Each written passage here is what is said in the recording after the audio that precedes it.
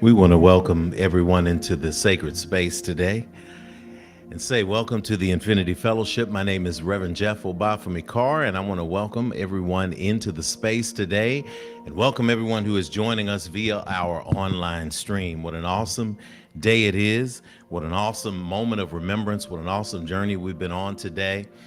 We are welcoming everyone into the space today. Your energy, whether you're here live, whether you're on the way, whether you are joining us via our infinite stream, it is time for us to begin the sacred service. So we call everyone joyfully, and prayerfully into the space of the temple. It's a wonderful, wonderful opportunity to begin with a love vibration. And so we open this love vibration with the space of meditation, because meditation is the space where we begin to listen to divine source and how it's moving within us, how it's emanating from us, how it's surrounding us in so many ways. And so we're grateful that you joined us today. And we remind you that in this space, you can always let someone know that we are on. If you're watching on the infinite stream, you can send that text, you can send that tweet, you can hit that retweet, you can hit that subscribe button. You can do all of those things. So as we are here, we're getting this goodness. So those of you who arrived here and gotten here and made it to the space, we do it. This is how we do it. So take a deep breath, inhale and exhale. Good. Let's just focus for a few moments on breathing. We're going to even bring the music down just a little bit so we can focus that energy on our breath.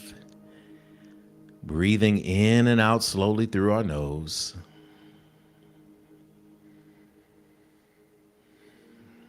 Sitting in the space of thanksgiving. When we focus on our breath, we tune out the negativity of the past. We tune out the anxiety of thinking about the future. And we focus our energy just on the right now moment. All we can control is the right now. And sometimes we can't even control that. Those of you who sent in a text or an email and said, hey, I'm running behind, there must be a Titans game. We can't control the Titans. So that interstate may be full, but we know you'll get here when it's time and how it's time. Inhaling and exhaling, gently closing the eyes if they're not already closed.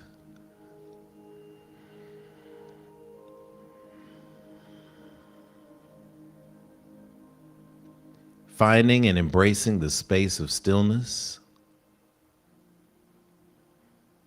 It is from this stillness that we find the space of clarity.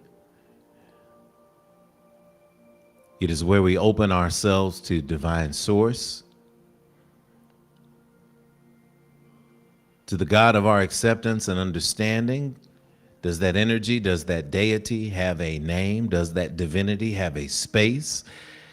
Does it have a shelf that you have placed it on in the mind and your library space of definition? If it does, pull that chapter, pull that book from the shelf.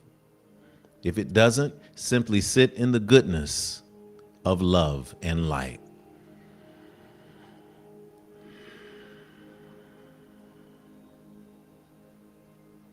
Breathing in, breathing out.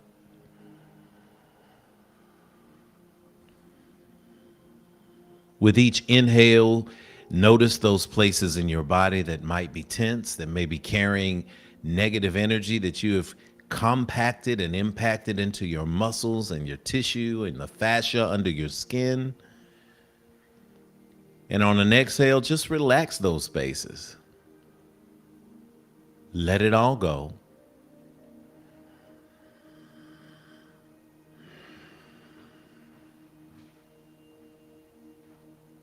Tuning out the distractions that come around us, never letting that disturb your stillness. Just allowing it to let it be, let it be, let it be.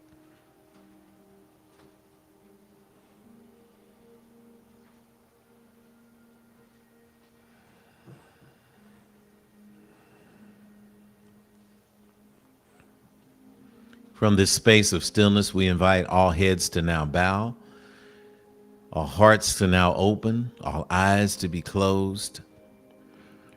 As we now speak directly to that divine source,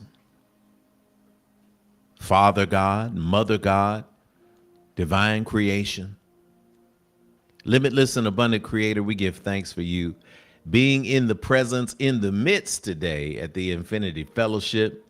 We thank you for those who have gathered here in the space today, those who made the trek over here to 641 West Nocturne Drive in Nashville, Tennessee. We thank you for those who are listening in their vehicles as they are going along the highways and byways. We give thanks to those who are watching on their tablets and their phones and getting their dose of spiritual food today. We give thanks to those who have us hooked up to their projectors and hooked up to their big screens at home and have the entire family gathered around for Sunday service. We see and feel one another no matter where we are. And no matter where we are, we acknowledge your divine presence with us today. And we give thanks for being here. Thank you for the use of our limbs.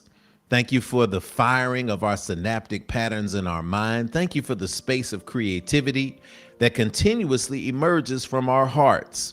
We give thanks in gratitude for this gathering today, for this fellowship that we call Infinity. As we approach 9 years of existence, we thank you for the lives that we've been able to touch here. We thank you for those who we've been able to provide clothing for, food and shelter for. We thank you for those who needed a helping hand at a low moment, who received it from someone or something that emanated from this divine space. We thank you as a community for stitching us together, for weaving us together through the difficult times, through the joyous times, and yet we are still here. And we thank you for that existence. We know that we are here because of you. And that we are here because this community, this space, this city, this state, this nation, yes, even this world needs a place where love is the vibration. And we thank you that we are a small part of that large love vibration, that spaces like this all over the place, be they temples, be they synagogues, be they churches, wherever they may be, that you are always present and you are always in the midst. And so we pray for those who have been overstressed this week, for those who have had that stress manifest as a space of dis-ease in the physical body. We speak away that dis-ease. We speak into our bodies the space and the welcoming place of healing. We know we have the ease to move through this world, for as a person thinketh, so they are. So we speak radiant and powerful health and healing. We speak healing over relationships. We know that there are some who have been struggling in relationships, not just relationships with others, but relationships with themselves. And in that space where we are seeking guidance, where we are seeking clarity, we recognize that in moments like this, as we notice the birds in the trees, as we notice the ripples on the waters, as we notice the blades of grass shooting up from the earth, we recognize that all is indeed working for the good. And so through these difficult times that are now opportunities for us to grow, we speak that we will always remember that we are a smaller part of divine creation. And if you take care of all other creation, you surely gonna take care of us. And so we walk in that healing right now. We walk in the deliverance spirit right now. We walk in peace, love, and joy. And we emanate that today. So as we gather to go through this final virtue of this 10-part series that we have been working on, may we congratulate ourselves not just on the completion on the series, but on how these tools are working in our lives to bring about the good. Oh, we thank you for this fellowship today. May something be said or shared or sung or fist bumped or smiled into someone that will remind them that they are ever loved and covered by you. For these blessings and for others that we cannot put into words, we are simply grateful and say thank you. Breathe in together. Exhale and let it go. Breathe in together all around the world. Pause and hold the goodness in your heart there. Exhale and release. Amen. Amen. Hotep. Shalom. Namaste. Ashe. So it is.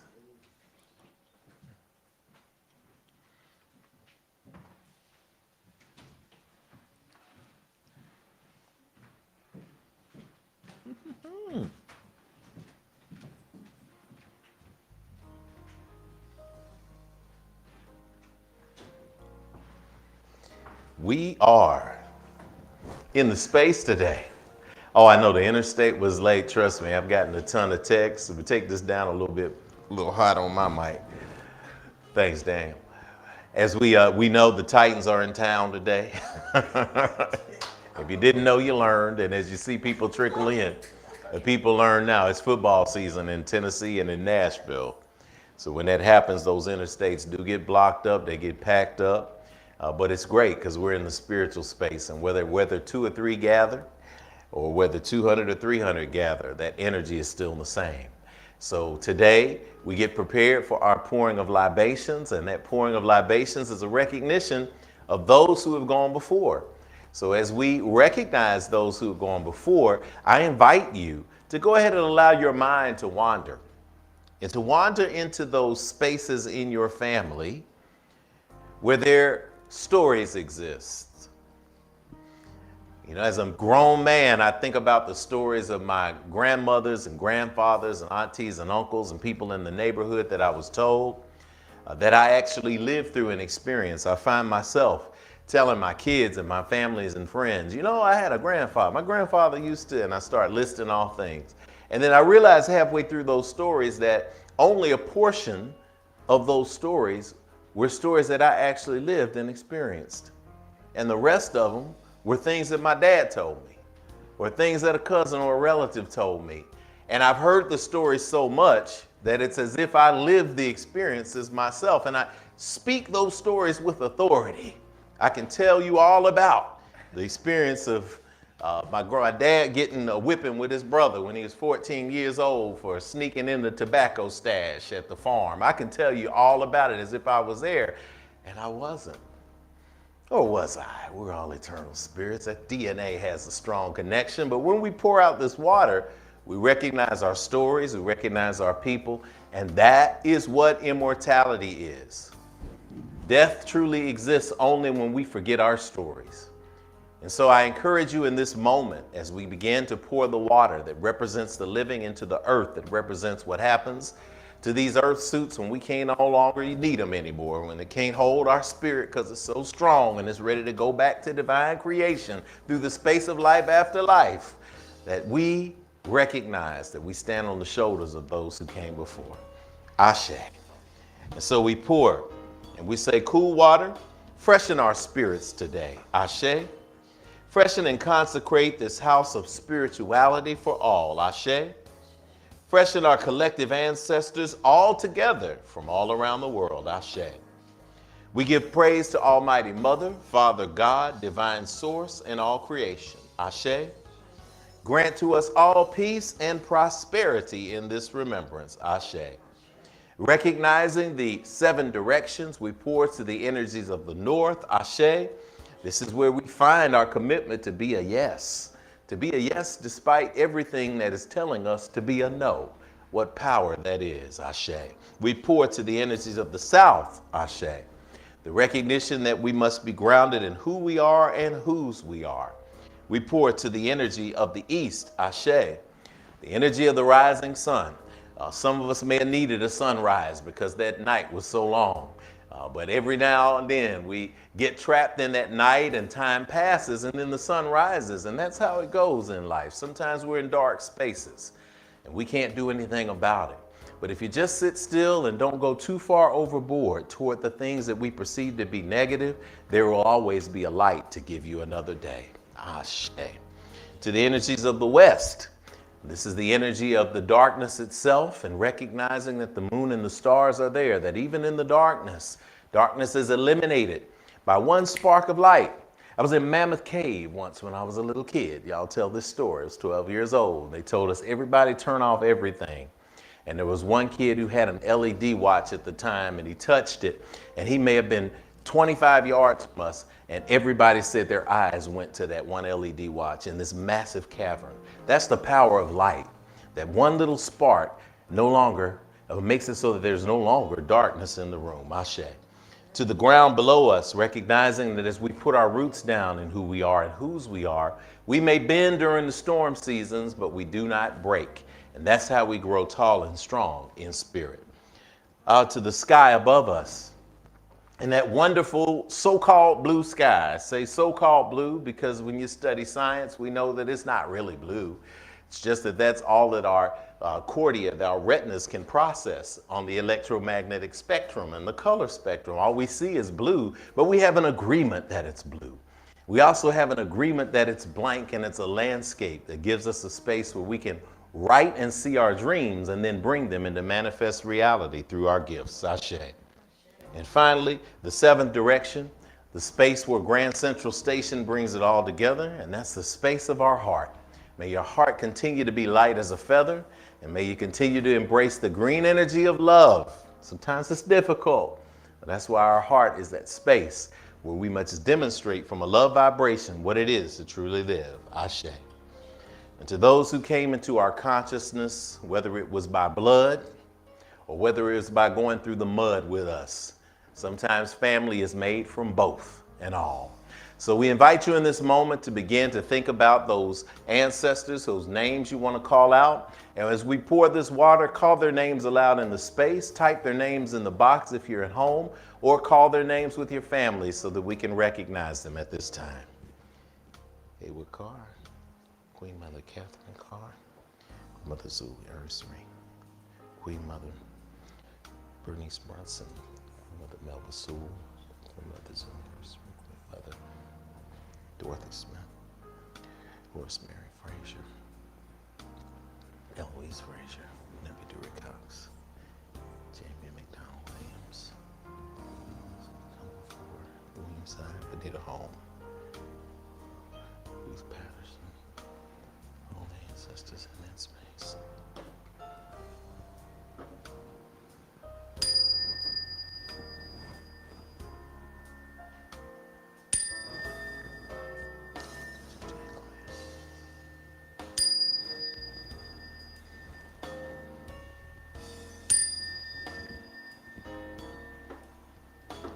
And for the children in the womb, world and yet unborn, we say together, Ashe, Ashe, Ashe, oh, it is done, Ashe.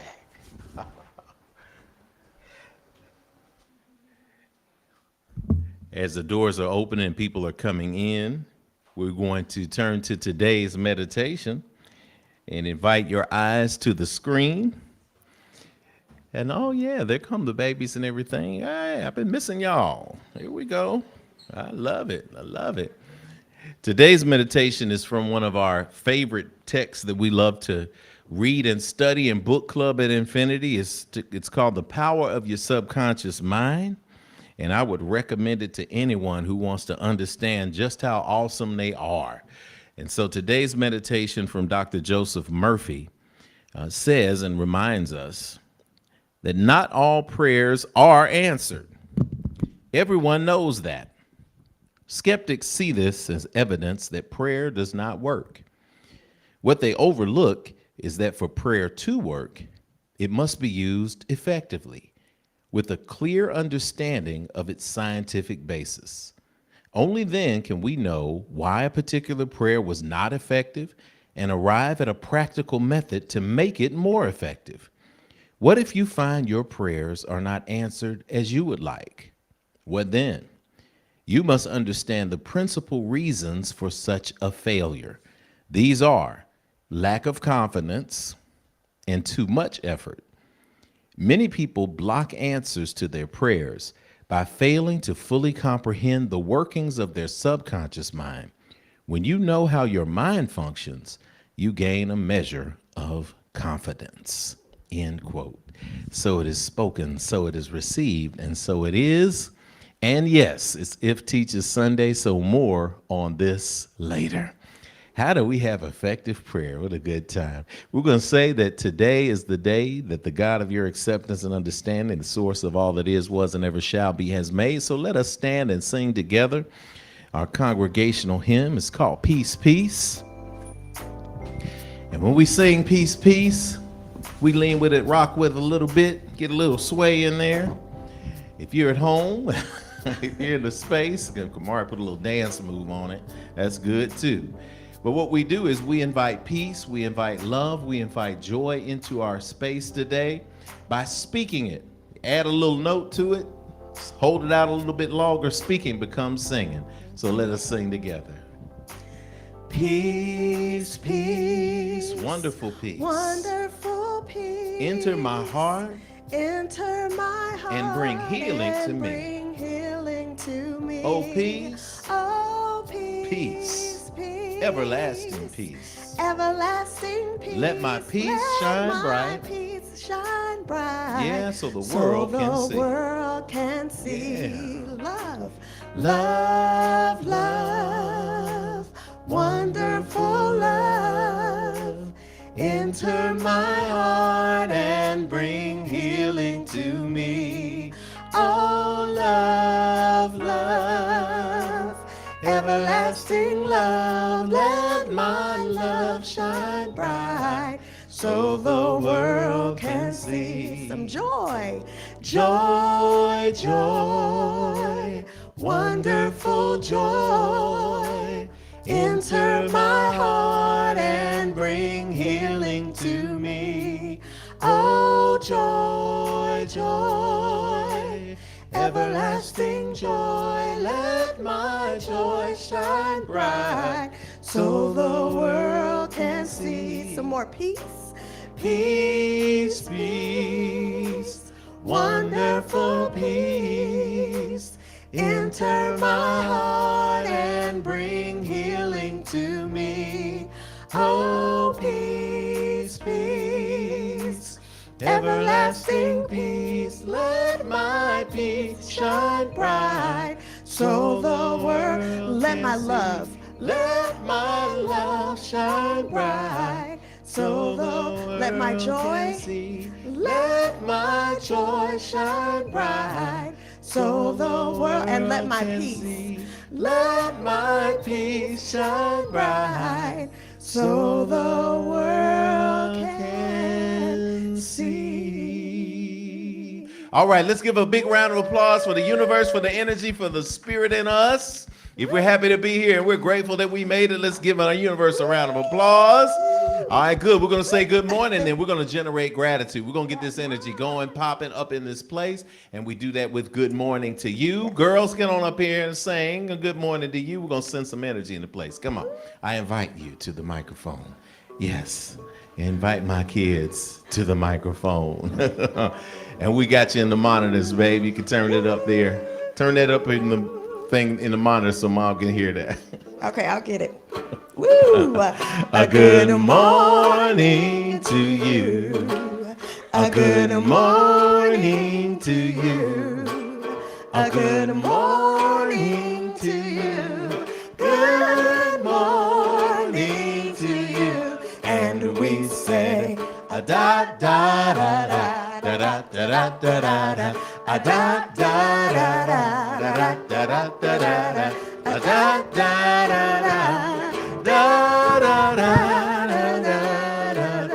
Okay, go find two people and tell them your name and one thing that you're grateful for in the space. If you're at home, let us know where you're coming in from on the infinite stream and one thing that you're grateful for. Come on, let's do it. A good morning to you. A good morning to you. A good morning to you. Good morning to you. And we say a da da da da da da da da da da a da da da da da da da da da a da da da da.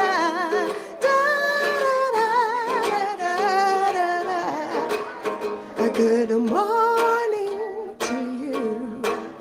A good morning to you. A good morning to you. Good morning to you. Good morning to you. Good morning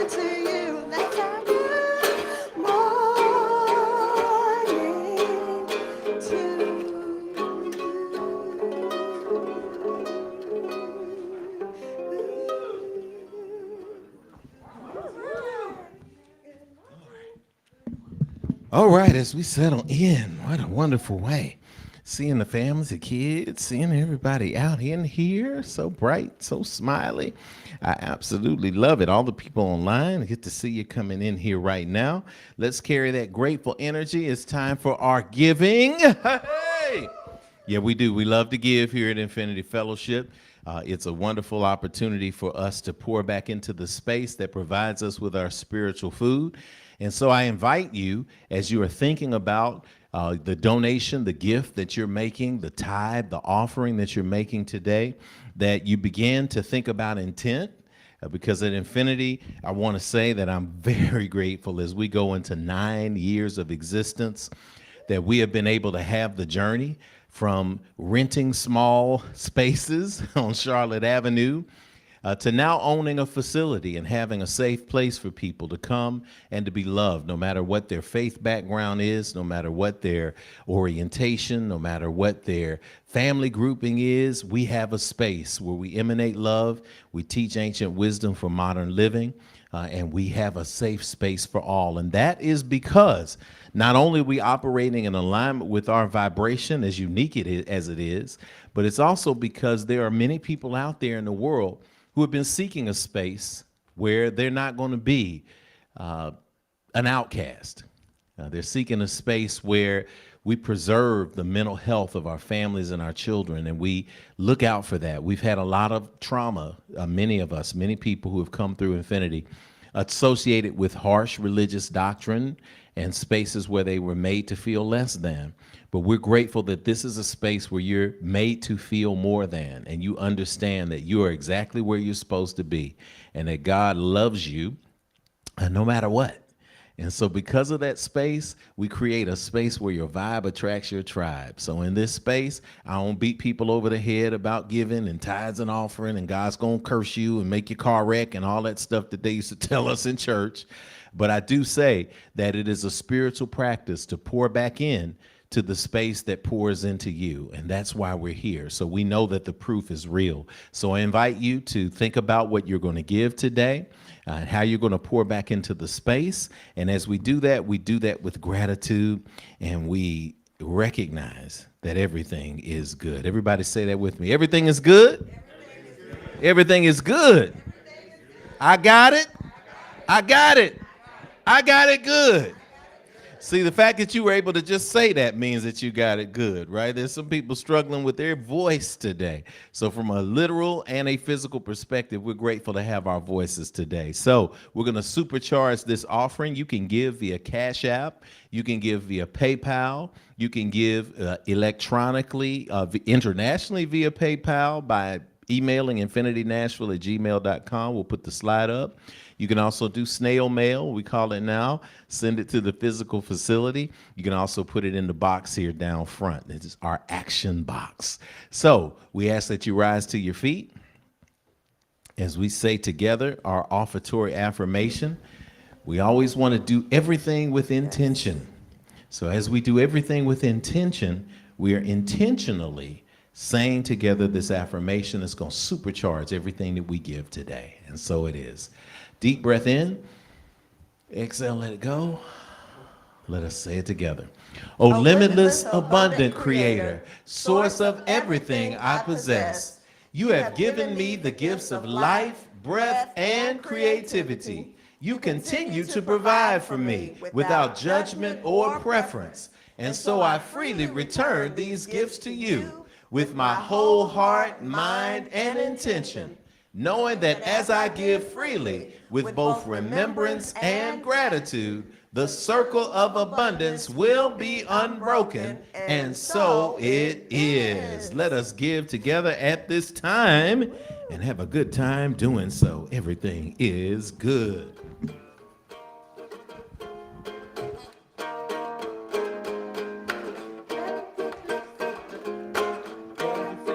Good. Everything is good. Yeah, everything is good, and I've got it. I've got it. Oh, I've got it good. Ooh, everything is good. Yeah, everything is good.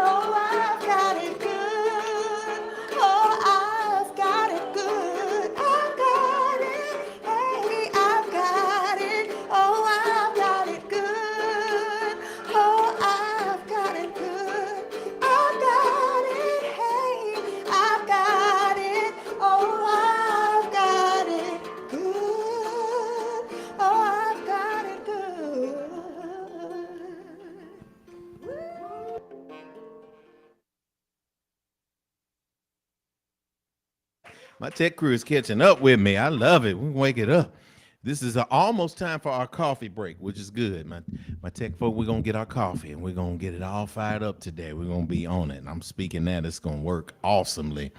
If I was a Baptist, I'd say, hey, man, the sound booth, we need a little more on this microphone. And that's how we do it in church. But as we're in the space today, it's time for our welcome, where we welcome our first-time visitors, people who are first-time in Infinity Fellowship, and show you love. We also encourage you at this moment, if you got a standing ovation, there's a form in the back. If something good has happened for you or something has manifested for you in this space, make sure you fill out a standing ovation form and put it in the red jar up here on the table so that we can celebrate your standing ovation with you. We like to make sure that we act absolutely crazy over good things that have happened for you, because when you have that vibration in the space, oh my goodness, you have a lot of good things coming to you. You want good things to happen for you? Celebrate when good things happen for somebody else and watch. The universe says, oh, they're in the same frequency. Let me bless them. If you don't celebrate, if you still have a little bit of that left in you where something good happens to somebody, you're like, ugh, I can't stand. That's what the universe is tuning into for you. And so we want to make sure that we amplify that through our standing ovation. So if you're at home, get ready to type, or go ahead and type that into our chat box so we can share with the people here and around the world all the good things that are happening and get that vibrational frequency where it is supposed to be. Good morning again, Infinity. All right, I'm Jeff Obafemi Carr, and here in the space they call me Rev Jeff. And I want to welcome you to the Infinity Fellowship. This is where we welcome our first-time visitors. We have a QR code. So we invite you, if you are a first-time visitor, to go ahead and scan that QR code, hold it up, and get the information there. You can fill it out. It's a quick little form, and we'll send you a welcome card. And then when you come back in, we'll give you a gift. Matter of fact, today for visitors, we're going to give you a gift anyway. You don't have to deal with the card. Sister Angie's going to get you one of our gifts that we like to give you, some of our Infinity swag. But go ahead, if you're at home, fill out that QR code and scan that, take a photo on the slide, and just recognize that the Infinity Fellowship is here for you. So at Infinity, we don't see you today as a human being who is here to have a spiritual experience. We see you the other way around. You are a spirit that's navigating the human experience just like the rest of us. So we have any very first time in the house physical visitors. Would you stand at this time so we can send you some love? The first time? Okay, not in the first time. Stand. All right, well, we got some faces of it, so we don't put everybody on the spot, so we always want to make sure that we show love. So we want to let you know, though, that we see you, and we see all parts of you, the who, what, where, when, and why. So if you're sitting in the space today, go ahead and turn to somebody, just hold some hands up to somebody and just turn around and let them see you. That's good. And we got our business, we're going to do that, hold up hands. We're just going to say something to you. And we're going to say this to people at home. I'm going to say it to the people at home, and everybody else is going to say it to the people here. But everybody take a deep breath and just look at somebody. Share some eye contact and know that in Infinity, it doesn't mean that you're going to fight somebody. It means you're going to love on somebody. All right. And repeat after me. You can say it with us, or you can just receive it, visitors. This is how we do it. I see you. But you don't hear me, though. I really see the real you. I see who you are. You are a divine manifestation of God's creation. I see what you are. You are a spirit. You're more than what's on the outside. You're a gift to me and to the entire world.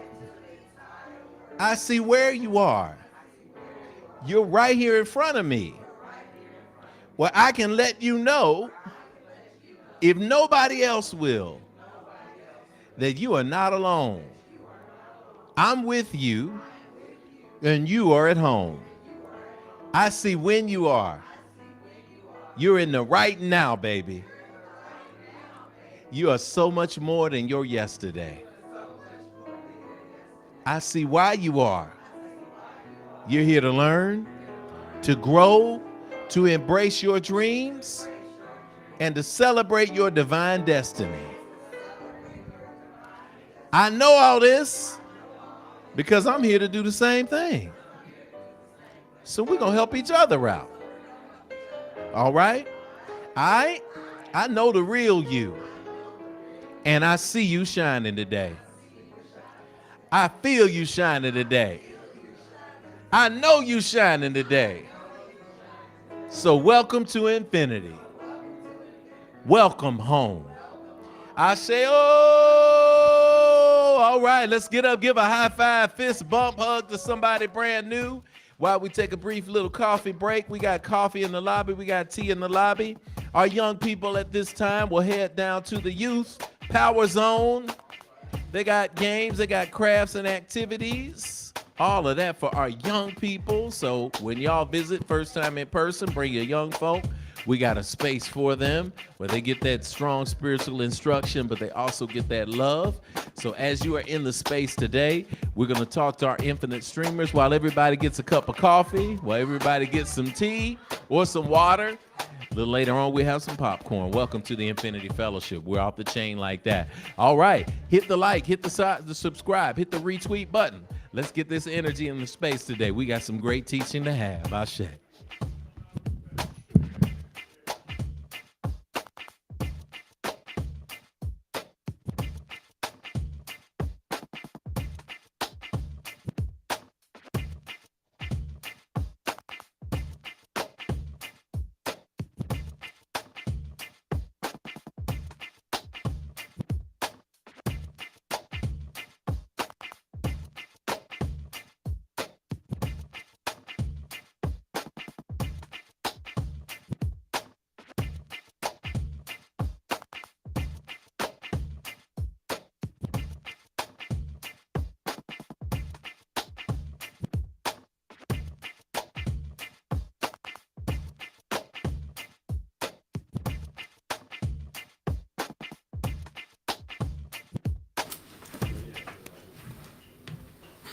Hey everybody, this is Rev Jeff, and I am stopping through from my office, taking a look at the screen, and I'm seeing so many good people up there that I just want to shout out, especially those who are infinite life streamers who have been with us for a while, who are talking to people in the box. I see your sister Iris here in the space today, brother Tyrell, as always. Lindsley's, love y'all down in Macon, Georgia. We know you're doing great things. I got Sister Christina Trotter is in the house today. Hey, Sister Christina. Hey, Sister Destiny. Hey, Brother Chriswell. Hey, Sister Michelle Mayberry. We see you on the screen. I see all the names popping up. We're going to do our best to bring up some names during service so that you get a chance to be seen in this place and to recognize that we love you guys. To Shauna, Taylor, to Leah, I'm seeing everybody in the space. Demetrius, good to have you, and the entire Knowles family. Tony saying hello too. We are grateful that you joined us today for the Infinity Fellowship. We have been going through a 10-week series, a 10-message series rather, on the virtues of ancient Kemet, the mystery schools, the mystery system. We've been through control of thought and action, moved all the way through 9 virtues, and now we're at the 10th. So in just a few minutes, we're going to be teaching on that. So I encourage you at home to get your notebook out, get your journal out. We're going to give some references that I want you to look up. This is a season of spiritual growth and development. It is a season of your unfolding, where you're going to live the best life that you could imagine, because you're going to be walking in your purpose. And it's my hope that these 10 virtues, if you will, have been as much a gift to you as they have been to me through the downloaded space that is my spiritual gift that I thankfully and prayerfully walk in. Thank you for joining us today, and thank you for bringing a friend to the broadcast. This is important. As this broadcast ministry continues to grow, it grows because of you. Our anniversary is coming up in 2 weeks. Can you believe it? 2 weeks will be the 9th anniversary of our first in-person service. So we're going to be telling some stories and having some fun. The entire month is going to be full of activities. That first Sunday is going to be Spirit Sunday, where we're going to get together and sing and have a great time. Second Sunday, that nurturing Sunday. Third Sunday is our potluck. and our homecoming. So if you've ever been a part of Infinity Fellowship, ever visited in person, ever visited online, ever wanted to come and just experience this love energy and eat some good food, mark the third Sunday in October. And the entire month, we're going to have great activities, including the return of our fall sweat lodge, and it's going to be awesome. So we love you guys. I'm going to get back in here so we can go to the next level of service. Thanks for being with us today. I love you guys. That's a fact you cannot change. Let's enjoy this energy that's coming for the rest of the service, and we'll talk to you infinite streamers very soon.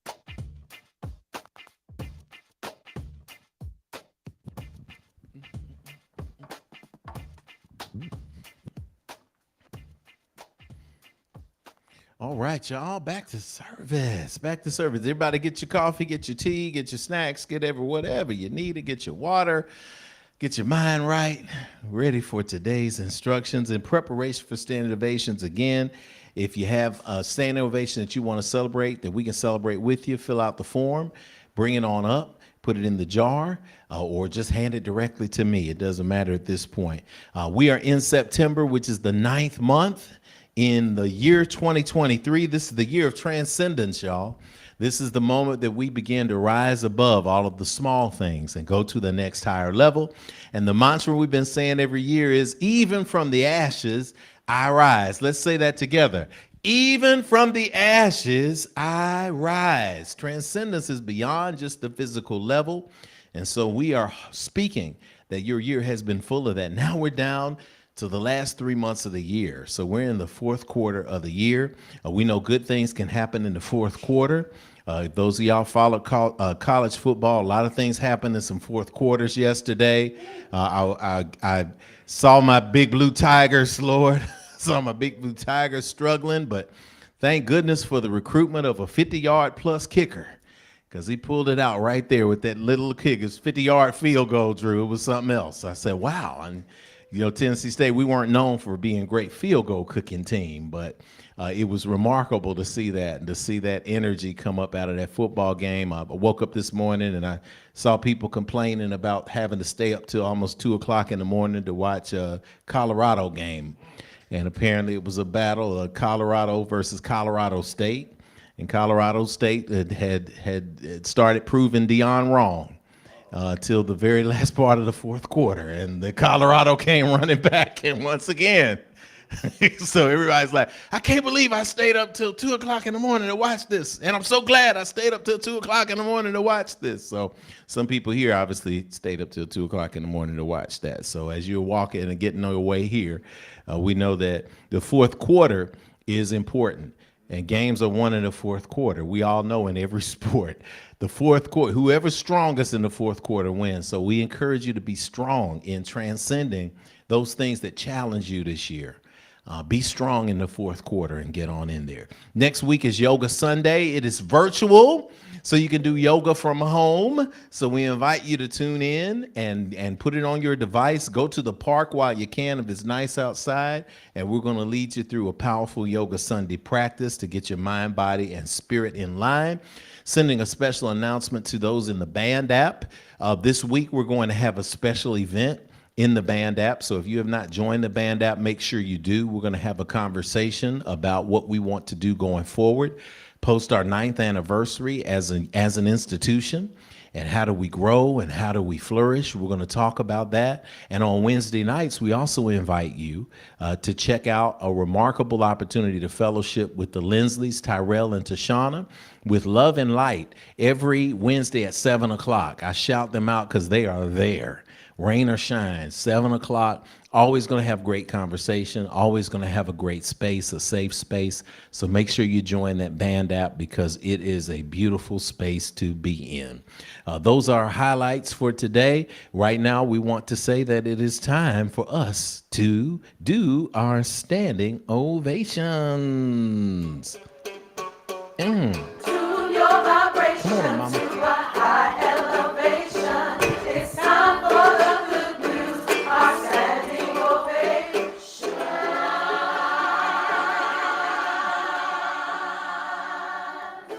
Yes. Oh, Lord. I think they got your mic extra hot. They think you're on Mom, but I think you're I'm on on Reggie. Reggie's. You're on Reggie. Okay, so we can mute that and all the instrument mics. Yes. All right. Can we hear? No. We hear? Okay. They'll figure it out. Our high energy. That's here the one. at And pull it back. Yes. Yeah, she's on the one that says, but it has a yeah. Y'all will figure it Our out. Pull high it back. energy here at if comes from our practice of snap. It's why we snap our fingers during this part of the service. We receive practical lessons and tools for our individual journeys. That's spirituality. We fellowship with like-minded spirits every week. That's nurturing. We take what we learn and apply it in our lives. That's action. And if we do these, then we will see examples of progress in our lives, and that's the proof. So let us pause to enjoy a collective moment of manifestation and expansion. When your name is called, please stand as I read aloud your manifestation. When I finish each person's ovation, we will all snap our fingers to celebrate and affirm them. And then at the very end, we're going to provide a collective standing ovation. Woo. All right? All right, let's go. Woo-hoo. Let's go. First up. Yes. Can Rihanna Mitchell stand up? Come on. She says, September is my month. Celebrated a birthday on the 6th. Let's do that because she got a list. 1, 2, 3. Happy birthday to ya. Happy birthday to ya. Happy birthday. Yes. Rihanna said she's truth. September is her month, y'all. 6th.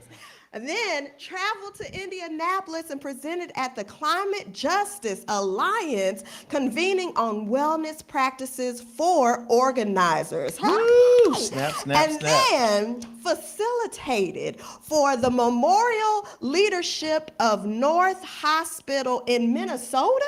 Is that right? Look at you. Oh, turn it around. Then I am leading a staff retreat for my staff in New Orleans. Woo!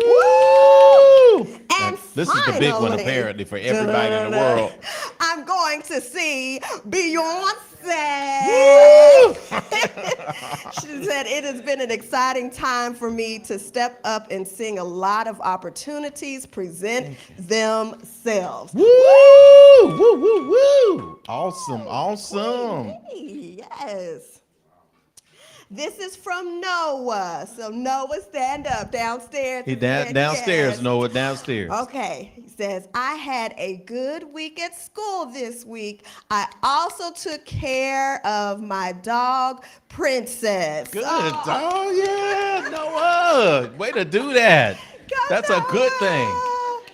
Trust me, getting the kids Having to a take good care of a week. pet, oh my Yeah, goodness. having a good week That's at a school. victory and in school. Yes. Great, Noah. That's Go, awesome. Noah. That's awesome. All right, from online, I believe we have something online. Yes, do.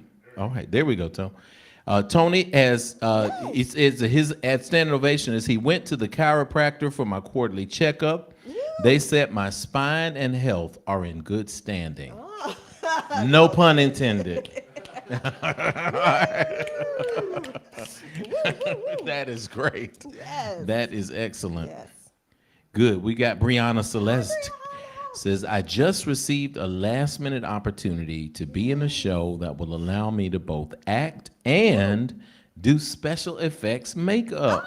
Extremely grateful for another opportunity to perform. Come on through. Yes. Standing ovations are happening for folks. Sister Denise Edmondson Knowles says, I participated in a 48-hour movie project with the Girl Gang Entertainment. It was a great time stepping into an acting position. Some about the arts is just coming through the screen today. Yes. Got a lot of artists on celebrating in that space, and we're going to do that. All right, great. Do we have any more, Tony, that we saw? That's it. All right, Mama, what do we do? Okay, so if you shared, have several seats while the rest of us are going to stand to our feet and give a standing ovation, okay? Here we go. Woo!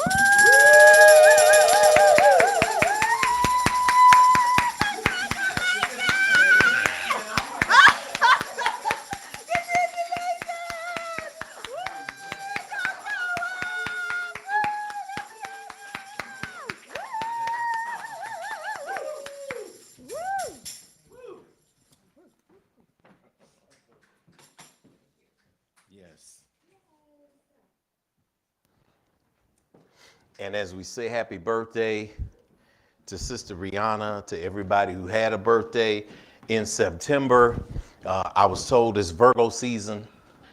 That's what everybody kept saying to me, it's Virgo season, which is fine. My mama shares a birthday. Hers is heavenly now, but definitely shares a birthday with Sister Rihanna. So I know the greatness of people who were born in September in that season. And Kamari was August 26th, so she missed being a Leo. But she made it to Virgo, and she's all right in good company. So as we prepare for the message today, we want to invite you to sing along with us as we prepare our minds and our spirits through the old school singing that used to bring us joy, that used to bring us peace. And as we absorb the points today from the message, we want to put ourselves into a space of consciousness that is in alignment for what we are to receive today. So take a deep breath with me and exhale, and just begin to slow your breathing down so that we are receptive to the conscious energy of awareness. This conscious space of awareness is a place that we go to whenever we choose to go. And it is a land in itself that we decide to go to. It's a land of peace. It's a land of joy. It's a land of wisdom. It's a land of higher consciousness that we go to on third Sundays. And we don't only go to it, but we invite people to come and go with us to that land. So just like our ancestors before us used to sing a song, I invite you to sing along a stanza or two with me. Come and go to that land. Come and go to that land. Come and go to that land where I'm bound, where I'm bound. Come and go to that land. Come and go to that land. Come and go to that land where I'm bound. Oh, there is peace in that land. There is peace in that land. There is peace in that land where I'm bound, where I'm bound. Oh, there is peace in that land. Oh, there is peace in that land.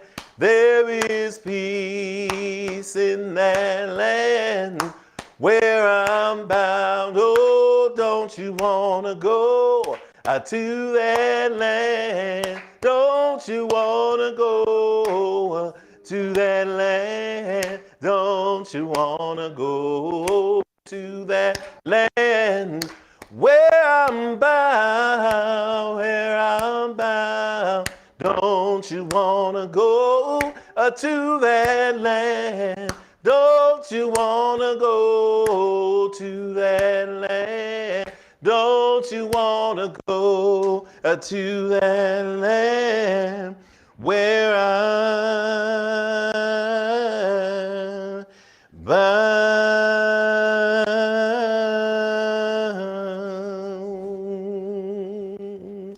Oh my goodness.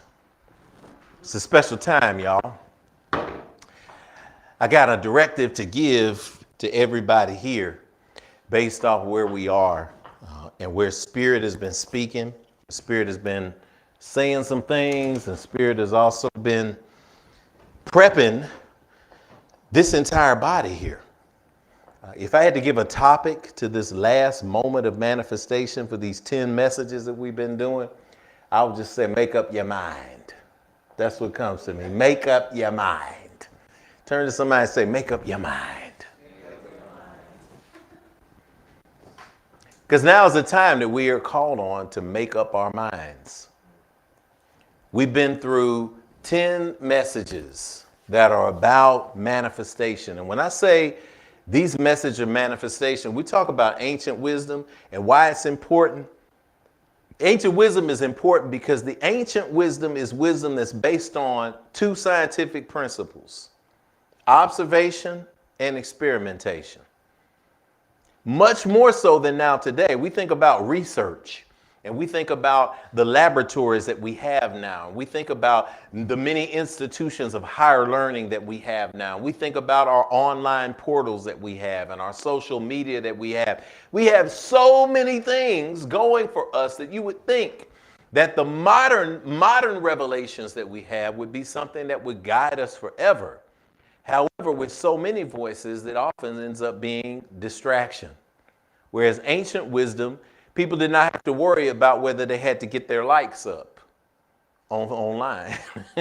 In ancient wisdom, they didn't have to worry about how they present themselves to the world and whether that's going to make them successful or not. They got a chance to lay on the hillside and look at the stars' movements and to track those movements and to codify them into systems.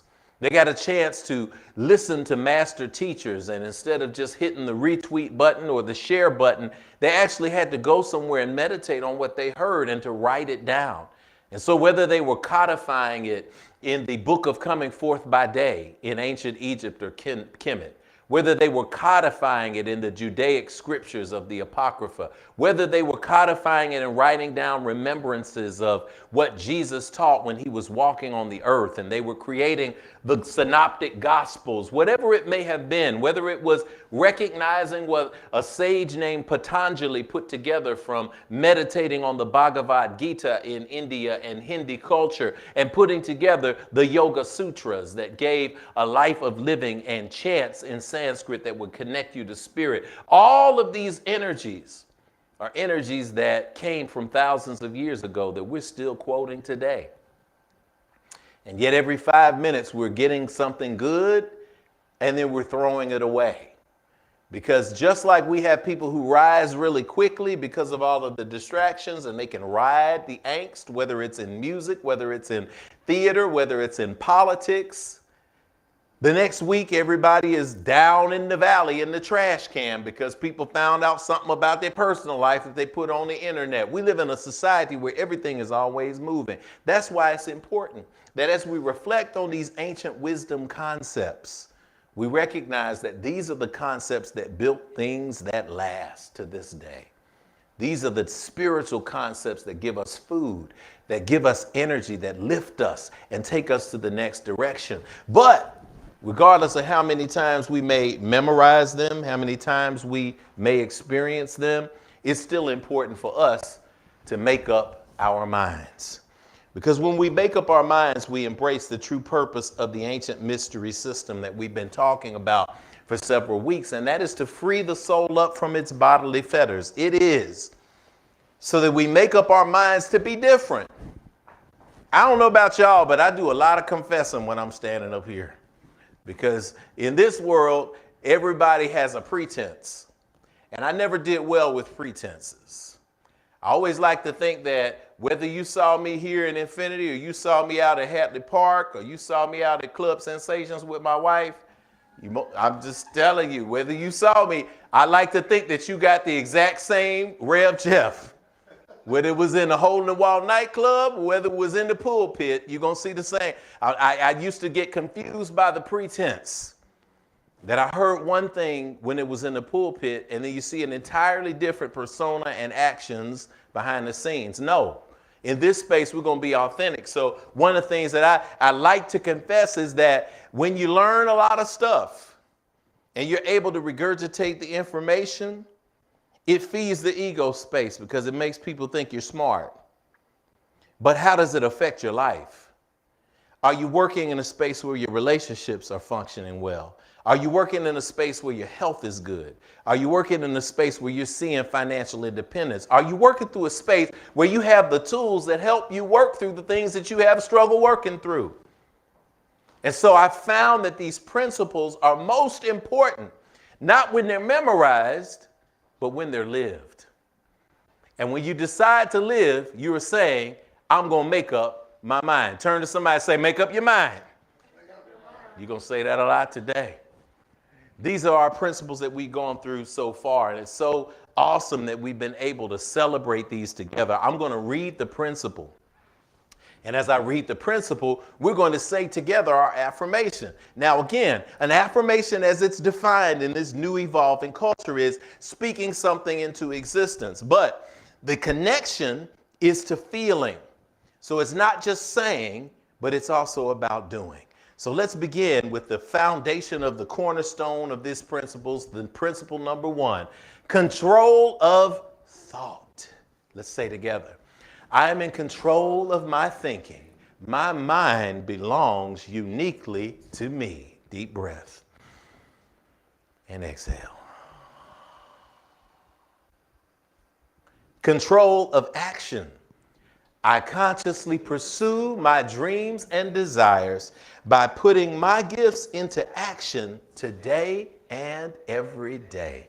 Inhale and exhale. Feel that.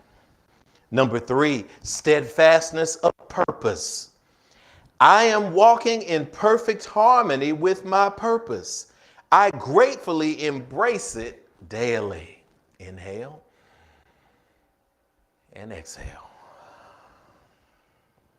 Number 4, identification with higher ideals. I embrace my highest self, no longer distracted by people, places, and energy spaces with lower vibrations. Inhale and let it go. Number 5, halfway through, evidence of having a mission in life. I am on a mission. I have been dispatched directly from divine source to change the world as only I can. Inhale. Ah, yes. This is a cumulative effect. We're starting to feel this stuff now. Let's bring it, feel that chest open up, that spiritual energy. Number 6, evidence of a calling to a spiritual order. Divine source speaks directly to and through me.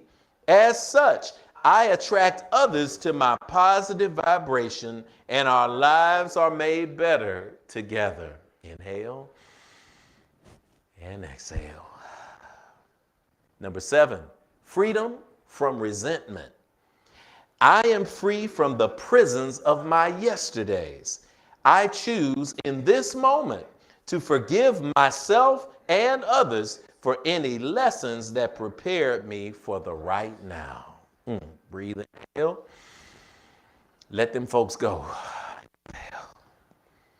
8, confidence in the power of the master as teacher. I learn to live by living to learn. My openness attracts profound teachers into my life when needed to remind me of who I truly am. Inhale and exhale. Then last week, confidence in one's own power to learn. I embrace information because it becomes knowledge. I then put my knowledge into action, and it becomes the wisdom that guides me to success in my life. Inhale and exhale. Oh, those are good ones. And they bring us to virtue number 10. This virtue number 10 is readiness for initiation. See, once you've done all these 9, you're ready to be initiated. Initiated means that you go to another level. It means that when you are rising from the ashes, the initiation of burning, there are fire ceremonies that take place in every space of initiation. Whether you are talking about the sacred sweat lodge, whether you're talking about a fire circle, if you will, there's something about rising from these ashes, going to the next level, going into the light. If you're in a Masonic order or an Eastern Star order, if you're a fraternity or sorority, if you're at some colleges, Morehouse and Spelman, there are things that people do to initiate you into the next level. Initiation means that you have graduated, you have commenced, you have accomplished something. When you're in your rites of passage, when you're 12 and 13 years old, when you are initiated, you're initiated from childhood into adulthood. And that initiation means that you have learned the tools necessary and needed for adulthood. One of the greatest lessons that I've ever learned from elders is a lesson that I tell people, and that is you can be successful in life as long as you remember to use the right tool for the right job. Turn to somebody and say, right tool, right job. Don't bring a screwdriver to a hammer event. You ever see somebody with a screwdriver? They say, I don't have a hammer, so they start trying to hammer with the screwdriver, and then they're mad because it breaks the handle off the screwdriver, and then they try again, and it pops up and cuts them on the arm. That's because you're using the wrong tool for the wrong job. A nail requires a hammer. A screw requires a screwdriver. When you have the right tool, you have success. And many of us do not find that success that we're looking for in things like prayer and manifestation because we're not applying the right tool for it. We learn the information, but we have not filtered it through to become knowledge, and we have not acted on it to make it wisdom. But in this space, in this place today, when you're doing those other 9 principles, you become ready for initiation. And one of the images that I think about when I think about initiation is the temple of Luxor and the Karnak temple in Kemet. And when you beheld this place as I have, you are just blown away. This is a temple that is called Ipet Isut. Ipet Isut simply means the chosen of places. It's one of the most special places on the planet Earth. It's located in Luxor in Kemet or Egypt. This is me walking through the archway on the last visit I was. That may have been 2008. Because that tan is real, man. That summer, that desert is real. But I'm standing up under one of the reasons why we have over the door of infinity, we have this dual Uraeus, this sun disk that you see in temples all over the world. And there's one hanging outside our door. But this was considered a place that was chosen. It was chosen because all of the pylons, all of the avenue of sphinxes, all of the accoutrements of the temple were about initiation. This was the place that people made the pilgrimage to. After you work a life of perfection or giving your life to perfecting your life, you came to the temple concept and you came to this physical space. And the reason why I love the concept of the temple as something that I want you to use in making up your mind to be initiated today, it takes me back to something Langston Hughes, the poet, said. He said a bunch of beautiful things. But he talked about art as it related to black people and white people in his context. And he says, we have to not be concerned about other people and what they think about our development and our art and what we put in the world. Whether they look like us or whether they don't look like us. Because sometimes we can be harshly critical of people who look like us. Whatever camp you find yourself in, we always make people the other. But Langston Hughes says, we build our temples for tomorrow as strong as we know how and stand on the mountain free. So in other words, he understood the power of building for tomorrow. It took 1,300 years to build this building. And with each kingdom and pharaohdom that came along, they contributed one thing so that there would be longevity for the future, so that we could look back and that we could reference these energies and say, 5,000 years ago, here's what people did in dedication to divine source and their higher being. So I always ask us, what are we contributing to that will contribute to the future? the institutions that we build, the things that we share with our children, the legacy that we leave on this earth. We are building our temple for tomorrow. As we build our temple for tomorrow, I'm pulling something from those temples that you see, something called the shin. Turn to somebody and say, it's a shin. I know we don't know what it is yet, but it's okay. Do you see this circle? It is literally, the word shin means to encircle. And you see, this is a circle that has a branch at the bottom that's tied together with ropes. It is a representation of 360 degrees of manifestation. It is a symbol of power that you see in hieroglyphics, in meta-nature, all over the place in ancient Kemet. The beautiful thing about this circle is if I grab the top of it and I stretch it out, it remains a circle in concept, but it becomes elongated. When it is elongated, the French call this a cartouche. And many of you, raise your hand if you've seen a cartouche before. Okay, if you've not seen a cartouche before, if you see people who travel, they sometimes have a necklace on and it's got some little words in it or hieroglyphics. That's called a chenou. But if we call it in French a cartouche, this is one of the famous cartouches that we see. This is from the cartouche of Ramses. It's basically, in modern language, a name tag. So it's your name. When people travel, when we get a chance to go to Kemet, there'll be people who come along, will stop by a shop and they'll say, tell me what your name is. And you'll tell them their name and they will return you a chenou with hieroglyphics, your name written in hieroglyphics. And this is a pronouncement of who you are in the world and what you represent. So when we talk about what's represented here, this is from Ramses the Great. And the translation actually of this, let me go back, translation of that, those hieroglyphics actually say, the justice of Ra, God is powerful, chosen of Ra, born of Ra, beloved of Amun. That is his one name. And in Kemet, it's pronounced Usa Ma'at Ra, Setepen Ra, Ramesu Suri Amun. That's how you pronounce it. And that's what that says there. But because we transliterate it through English, it says Ramesu or Ramses. And that's how we identify. When you see all that he built and put into the world, you see this stamp on the world. In other words, I did that. But because my name is encompassing of Amun, which is the divine divinity, the unseen, I am doing this in honor of God. And when we say Amun, turn to somebody and say Amun. Turn to somebody and say Aman. Turn to somebody and say Emun. And then let's say what the Westerners interpreted it. Amen. And then we say it like we say it in the church. Amen. That's where it comes from. It's all the same. And a lot of people don't realize that when we're saying our prayers in the church, when we're saying Amen, when we're saying Amen, when we're saying Amen, we're saying a variation of sacred blessings to the divine and the hidden. So it's always been with us. And so as we come to this space here, we recognize that this circle is actually your mind. It is your readiness. It is who you are. It is who you're born to be. You are a small circle in a larger circle of creation, 360 degrees of manifestation. That's what you're here to do. And your entire life is this circle.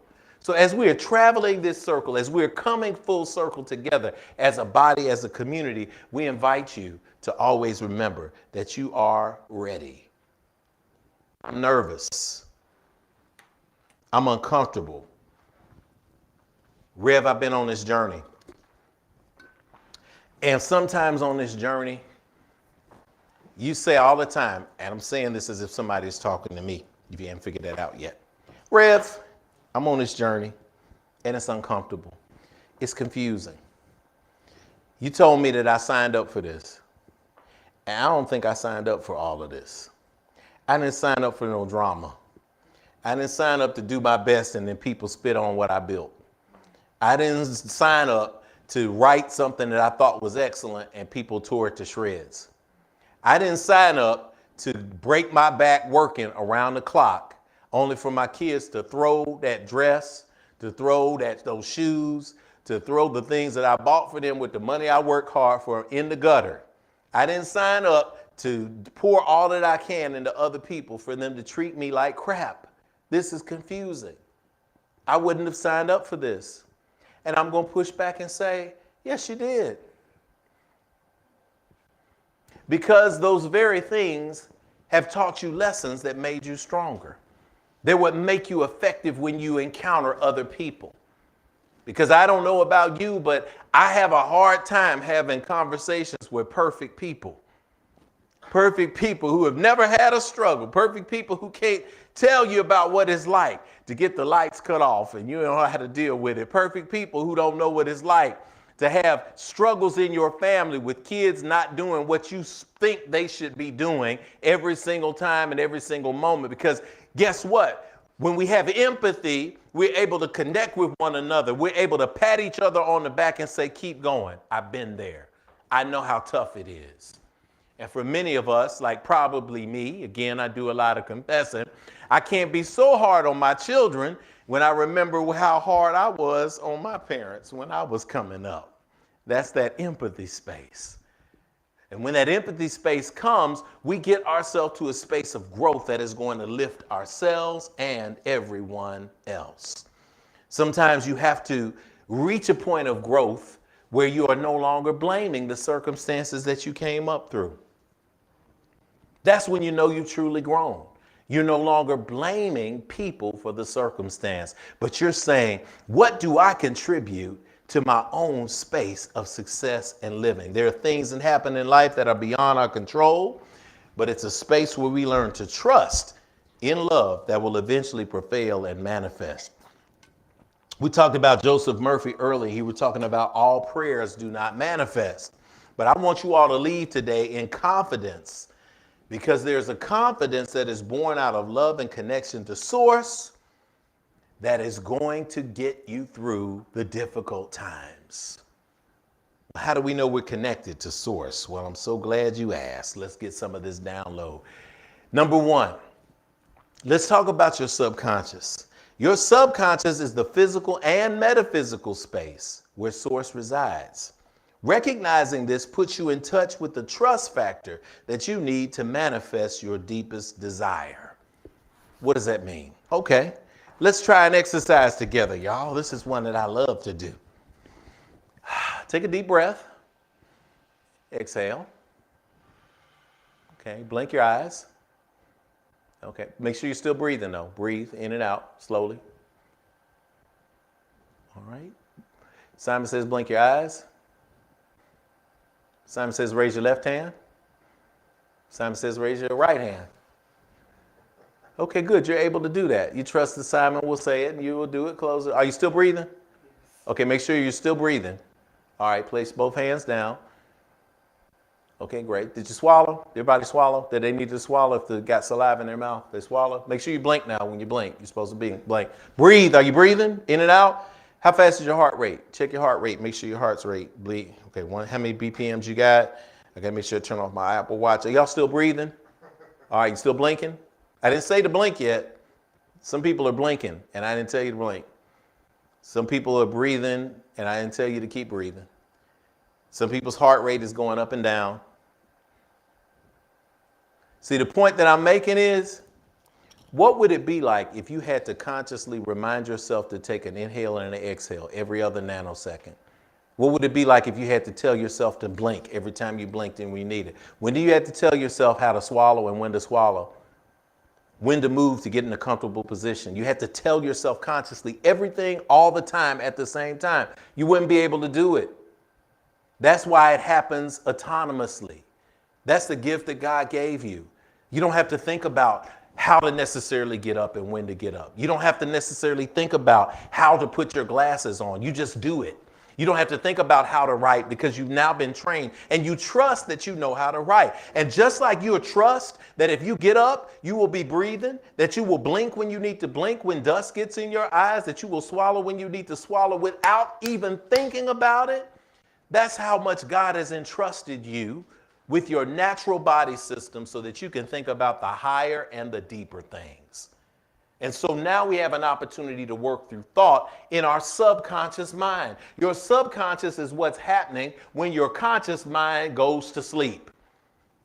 So we can tell ourselves all day long, I want to be better, I want to be stronger, I want to be wiser. But when we get down to it, what happens before we go to sleep is the most important moment that we have in terms of manifestation. It's what we truly believe, because what we fear manifests in our subconscious. So if we had to depend on just our conscious mind to manage our bodily functions, we'd be dead in about 5 minutes, because we wouldn't be able to keep up. All the bodily functions happen all the time autonomously. So we've got to be able to fold these desires, our conscious desires, into our subconscious mind and trust that they will manifest. Just like we trust that we're able to breathe, blink, and swallow and move, we've got to be able to trust our manifested desires. Second point I'm giving you today. Effective prayer produces desired outcomes via affirmation or acceptance instead of aggravation, which is willpower. The reason many of us don't get what we want is called the law of reverse effect. Turn to somebody and say, reverse effect. Neville Goddard said this: when you assume the feeling of your wish fulfilled, it is with minimum effort. You must control the direction of the movements of your attention, but you must do it with the least effort. The least effort. If there is effort in the control and you are compelling it in a certain way, you are not going to get the results. You will get the opposite results wherever they may be. The least amount of effort. I'm going to this mic too. 1, 2, yeah. Least amount of effort. I'm going to show y'all. This is going to be a demonstration. Coffee or tea? Coffee. Coffee or tea? Coffee. Coffee or tea? Tea. Tea. Coffee or tea? Tea. How many sugars? 1. 1 sugar. All right. I won't go all the way out to right now. Y'all see how quickly y'all answered that?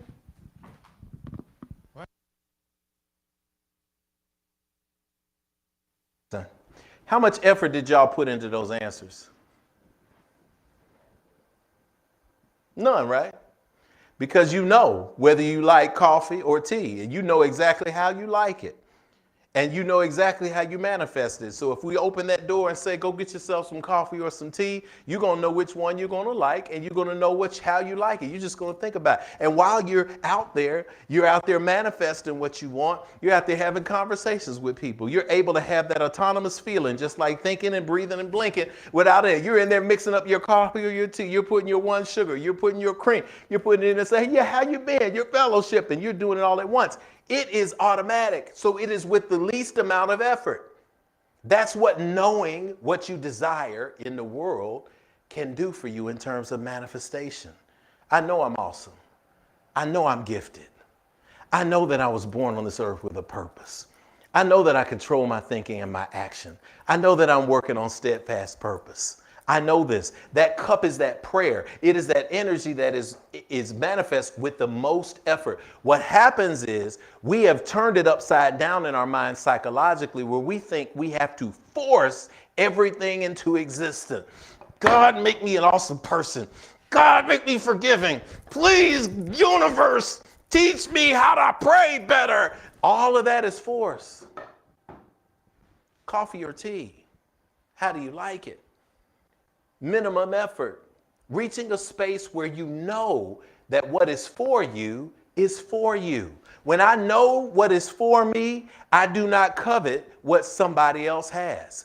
When I know that I'm operating from a space of abundance, I don't act like I'm walking in lack, even if the zeros don't affirm in my bank account the space of abundance. I know that zeros can continually be added, and zeros will be added, because I am a manifester. And I don't have to sit there and look at the zeros that are and force my feelings into a negative space to say, God, I wish there would be some more. I look at it and just see things there. Tony, one day back at Actors Bridge, he performed, he gave a tithe. He took $1 and he took his dollar and he had his tithe put into dollars, and he passed out dollars to everybody in the congregation. And on there, he took the $1 and he put a comma and put like 6 zeros behind it and said, I'm speaking, I still got that dollar on the wall. because it tells me that I can manifest that with ease. Work to the space where you're operating from a space of ease, and you're going to see those things change. Aggravation. I'm going to pause on that. That's affirmation. That's acceptance. Your fundamental premise that all is good and is working in my favor, that's affirmation. Aggravation is willpower. I'm going to try to force this into existence. I'm going to try to force people to like me. I'm going to try to force people to listen to me. That provides aggravation to the universe, and it comes from a space of lack. So what happens is when you go to bed, your feeling truly is not manifestation. Your feeling is lack. So when you go to sleep, your subconscious mind begins to manifest more of that lack. That's why you're caught in a cycle of lack.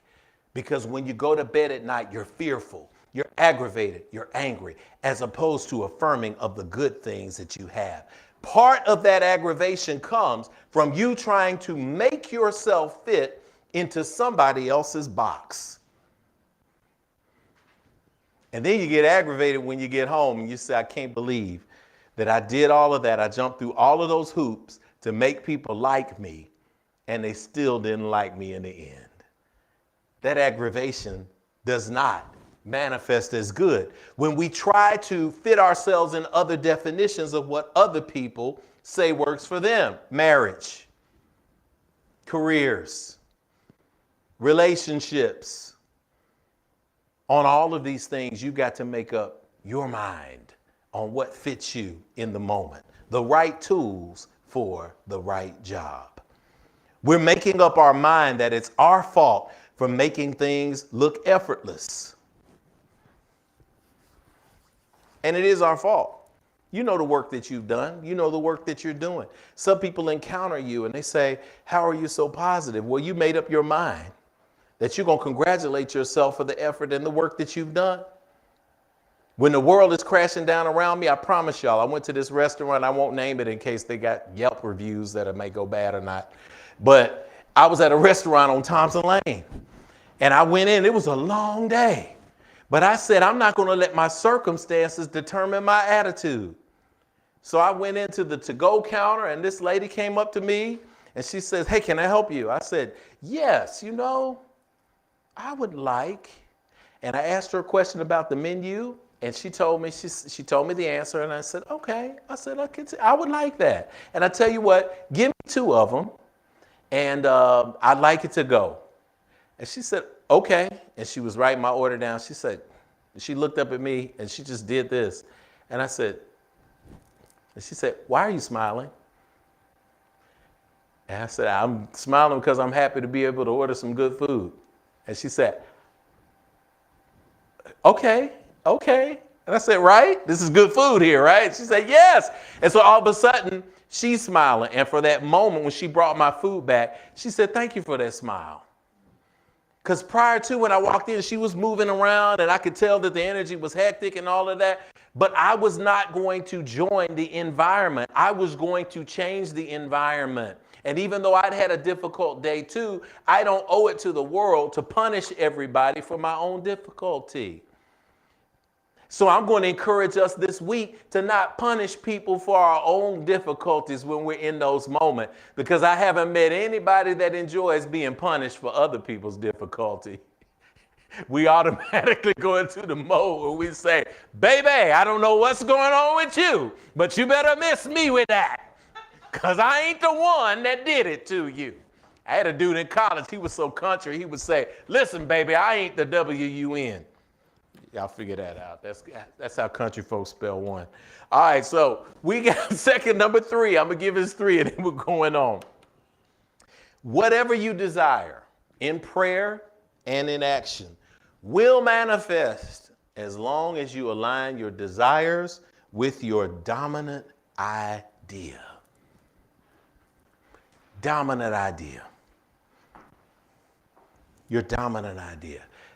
This is an example I've used before. If I take a rope and I put it right where I am now and run it just to the back of the room, and I ask everybody here, if I put $100,000 at the end of that rope. I just put it on the floor back there, Mama, by you.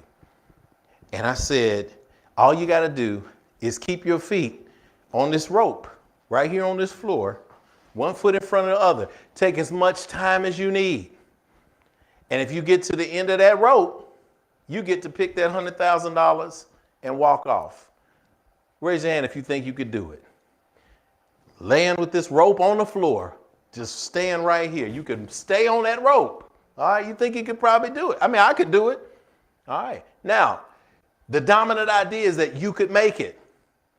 Now, if I take that same rope and I tie it to 2 telephone posts out there at the top, about 40, 50 feet off the ground, and I put that bag at the end of one telephone post, and I put you at the other, and it's the same rope, only it's about 50 feet high in the ground. How many of y'all think y'all could do that? Okay, see, it changes that. You be, hey, look, I didn't say how many willing to try. $100,000, I'd be having that look like this. Can I use my hands? You know, can I swing? I'll do it all. $100,000 at the end of that thing. But the key is this, though. When I change the scenario, at one point, the activity that you were confident that you could do changed. You could walk on the rope when it was safe on the floor, but could you walk on the rope if it was in the sky? See, that's called the dominant idea. It's if the circumstances change, would I still be able to do this? I'm going to give you a real life example of this because Spirit is now coming through on that level with that down low. We like to celebrate and say, Allahu Akbar, Ashe-o, praise God, won't he do it? We love to do that when things are good. We love to do that when everybody's happy with us. We love to do that when we pay the bills and we got something left over. We love to do that when somebody dropped a blessing in our lap. We love to do that when somebody shows up out of nowhere and showers us with love and makes us feel loved and makes us not feel alone. Oh, we give every praise that's due our God. We sing it. We put on the gospel. We just put on everything, the drums, and we dance around. But when that thing is elevated or lowered into a space where we're not getting what we want, when we're in a space where things are not seeming to work out, when we're in a space of loneliness or confusion, when we're unsure and it's brand new territory, can we find within us the resolve to make the dominant idea everything is still good, working in my favor? Can I say Allahu Akbar during those times? Can I say Ashe-o during those times? Can I say God is good, won't he do it, won't she do it at that time? If we can reach a point where we can give the praises during the low and the high times, we have reached a space where our dominant idea is focused on our vision. And our vision is where we are headed. Our vision is that end goal. Our vision is not changed by the circumstance. All the things swirling around us, even from the ashes, I rise. All the things going wrong at those times that we least expect it, even from the ashes, I rise. My mind is made up. Here is the dominant idea. Because the dominant idea is what you truly feel. You can't want good in your life and keep pronouncing the bad, because that's your true feeling. You can't say, I deserve to have love in my life, but when you look in the mirror, you say, I don't deserve it. Something is wrong with me. What's wrong with me that people do not want me? That begins to emanate from within a vibratory frequency that attracts more of something being wrong with you. Ain't nothing wrong with you. You're born exactly the way you're supposed to be. And yes, you may have had some struggles, and yes, you may have done things differently, and yes, you may not have walked the path that anybody else walked, but you are exactly where you're supposed to be in the right now. That is the new dominant idea. If you didn't have it before you got here, you better make up your mind that your new dominant idea is I am beautiful, I am smart, I am more than capable. I am walking in my mission and purpose. I am no longer distracted by the people and spaces of lower vibration. I am thinking now in a space where I take information and make it knowledge, and knowledge goes into action and becomes wisdom. In other words, now I'm at the top of this pyramid, ready for my initiation. You can't tell me that you want to soar, but in your heart you believe that you belong on the ground. You got to believe that it's time for you to soar. You got to feel that you are a person who is soar. You got to be able to know that the things that you put in your vision space, you put on your vision board, that you put in here, help you make up your mind. So as I close, I'm going to tell you that you need to decide right now that you're going to make up your mind about what you want. It's that biblical story of Moses impressing the people in the court by turning the staff into a serpent and back and forth. And when he put the staff down, turned it into a serpent in order to get it back, he grabbed it by the tail. And that is why sometimes in life, you have to start envisioning with the end in mind. If you want to change, you got to see yourself at the end of that rope. You got to see yourself at the end of that journey. You got to see yourself and understand that that rope is not always point A to point B, but sometimes it is a weaving rope and it is moving through a tapestry of this thing that we call life experiences, but that does not change the outcome. And the outcome is the greatest life that you could live while you are here in this body. It is a life of peace. It is a life of no regret. It is a life of freedom. It is a life of understanding when you start with the end of your rope in mind. These are the lessons that come today from the space of manifestation that you get an opportunity to make up your mind. So are you ready for the best days of your life? Just like you don't have to make the effort to breathe, to blink, to swallow, and to be, you are poised for the greatest things in your life right now. And as we come to this space, we're going to breathe together to close this message. Take a deep breath. Exhale, let it go. Take another deep breath. Exhale and let it go. If you're at home on the Infinite Streamers, let me know that your mind is made up. Tell me what your mind is made up. Turn to somebody and say, my mind is made up. I'm no longer going to let fear get in my way. I have no doubt that all I desire is coming to me. And what I don't know, I will learn and embrace on the journey. I'm going to sing aloud. If it don't fit, don't force it. Just relax and let it go. I'm going to live the life I love and love the life I live. Virtue 10's affirmation. All my days of preparation have led to this moment of manifestation. The door is open. I now joyfully cross the threshold to my greatest dreams. So it is spoken, so it is. Let's say it together. All my days of preparation have led to this moment of manifestation. The door is open. I now joyfully cross the threshold to my greatest dreams. So it is spoken, so it is. And y'all, with that, y'all are ready for initiation. And I'm going to go ahead and say that y'all are initiated. If you hadn't seen 9 lectures, or you caught 8 of them or 7 of them or 6 of them or 5 of them, wherever you are, give thanks for YouTube and Facebook and Twitter, because there are replays on all of them. Go catch those replays and get that information, get that knowledge, get that wisdom. So it is spoken, so it is received. There it is. This is Third Sunday. Questions, comments, or observations, anything that's coming to your spirit, I'm going to hand out a mic, or Tony will get it, whoever's got it. Please, at this time, take advantage of this moment for us to do this spiritual work. Thank you, sir.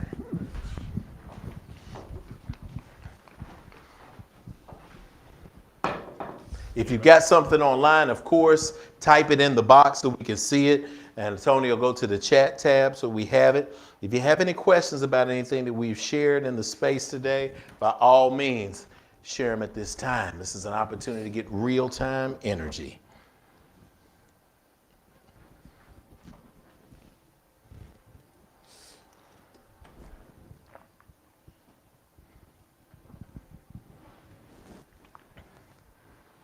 We're always shy for that first question or comment.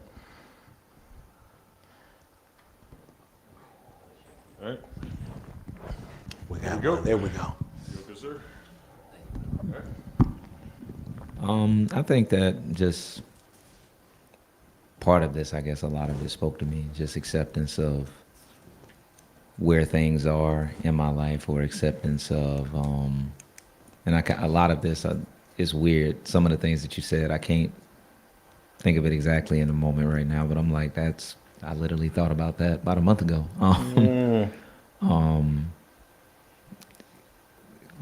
Partially the realization that, hey, all my decisions have brought me to where I am, that they couldn't have taken me anywhere else but where I am, pretty much. But also accepting that, hey, there's nothing I can do about certain things. All I can do is accept things as they are and continue to put my best foot forward the way I know how. And just be okay with, as you said, not forcing things, letting things be, but at the same time, essentially I see it as doing what I can and what I know how, but not being upset with anyone or anything because of whatever outcome or result has come about, and not staying in a place of, I don't know, regret or being upset, and recognizing that, yeah, not much has changed in terms of what I want for my life. So, and the things that I desire, it's like, okay, you can still get those things. Basically, it's still out there for you. So. That's good. Great comment. And again, one thing that I've learned, Craig, is that when you are focused on purpose and you know exactly why you're supposed to be here and you feel connected to that, even when you're on the journey, what you'll get is affirmation from other places. And it can happen in your lowest moment. It can happen when you say, I said I wasn't going to come to Infinity today, and I ended up saying, I didn't have anything else to do, or, somebody wanted me to come with them, or I just said, what the heck, I'll go anyway. And then you hear something, or somebody here says something to you, or there's a teaching that comes down this pike that reminds you, it aligns with something that you say, I was saying that the other day to myself. That's the universe saying you're right in alignment throughout the circumstances. It always helps to get that alignment. There are times where I will find myself wondering if it's worth the effort. If it's worth the effort, am I seeing traction? But I also recognize in that moment that more often than not, I am in the place where the old folks used to say, son, a watch pot don't ever boil. They would say that, watch pot don't ever boil. I was like, I don't understand, a watch pot does boil. Like if you watch it. I said, but it takes forever. Like when you turn on the sink and you think, you really do think, I used to think, I really did think that if I turn on the hot water on the sink and did like this, it was going to make the hot water get hot fast. I really did. I was like, I'm just over here. There it is. Come on, hot water. No. It's going through the process of moving through the hot water heater. It's probably the same amount of time, maybe less or more, depending on who took a shower before me. But it's perception here. So the reality is I can reach a point of trust where I know that whether I'm just doing that as a habit for myself or not, that I can trust that the hot water is going to come on. I've seen enough proof to know that the hot water is coming on. So part of it is also patience. Going from a space of saying, I'm doing this thinking that it's working and it's not, versus just letting it be. One thing that you have to do, I was listening to something that Michael Beckwith was saying, but he was talking about LA traffic. And I was laughing because I said I could say the same thing about Nashville traffic. There's so much going on when you're trying to get around this city. When you're thinking about circumstance in life, I want y'all to think about Nashville traffic. Because it's a circumstance that you don't control. And if you try to control it, if you try to say, hey man, do not come over in front of me at the last second before I don't do it, please don't. Guess what? He gonna do it. When that cat is up under you so much you can't see their headlights behind you in the rear view, If that was one of y'all in the room behind me yesterday, forgive me. I wasn't gonna speed up, because I said I can control whether I'm gonna sacrifice my life for the benefit of the person who in the back of me, who seems to singularly have the purpose of trying to speed beyond the speed limit just to get one line ahead, to get to the red light one car ahead of me. I can't control that when I get distracted in the circumstances. But if I am focused on, I'm going to get where I'm going safely, and I'm not going to participate in what these people are trying to do, then I find myself looking ahead, looking in my rear view, referencing my side view mirrors, and then focusing on breathing or listening to the podcast that I need to on the radio or my phone to get me there peacefully. I can't control everything else. In Beckwith's words, you got to let it be. When you let it be, you navigate the traffic much better. You see it as a ballet of chaos that you are participating in, and you're doing your role to minimize the chaos. And sometimes that means you got to let somebody in. Sometimes that means you got to move out of the way. Sometimes that means something else, but it only means that you are doing what you can do in this process, and you're not worried about everyone else. And just like the person who sped around me to get to the airport because they thought 75 in a 70 zone wasn't fast enough, and they were able to meet just ahead. They were able to jump in front of me. I'll never forget when this happened. They were able to finally jump in front of me, and I was behind a dump truck. So I will not confirm or negate, because I may have been in a lower vibratory space back then. I'm not going to confirm or negate whether I had joy watching that brick fall off the back of the truck and shatter that person's windshield. I can confirm that as I drove by and glanced over, the smile in my heart was not for them, but that I said, it could have been me. So I just gave praise for being saved. And the person wanted, for some reason, that person desired to be in front of me. He desired to be behind that dump truck, and he got his desire.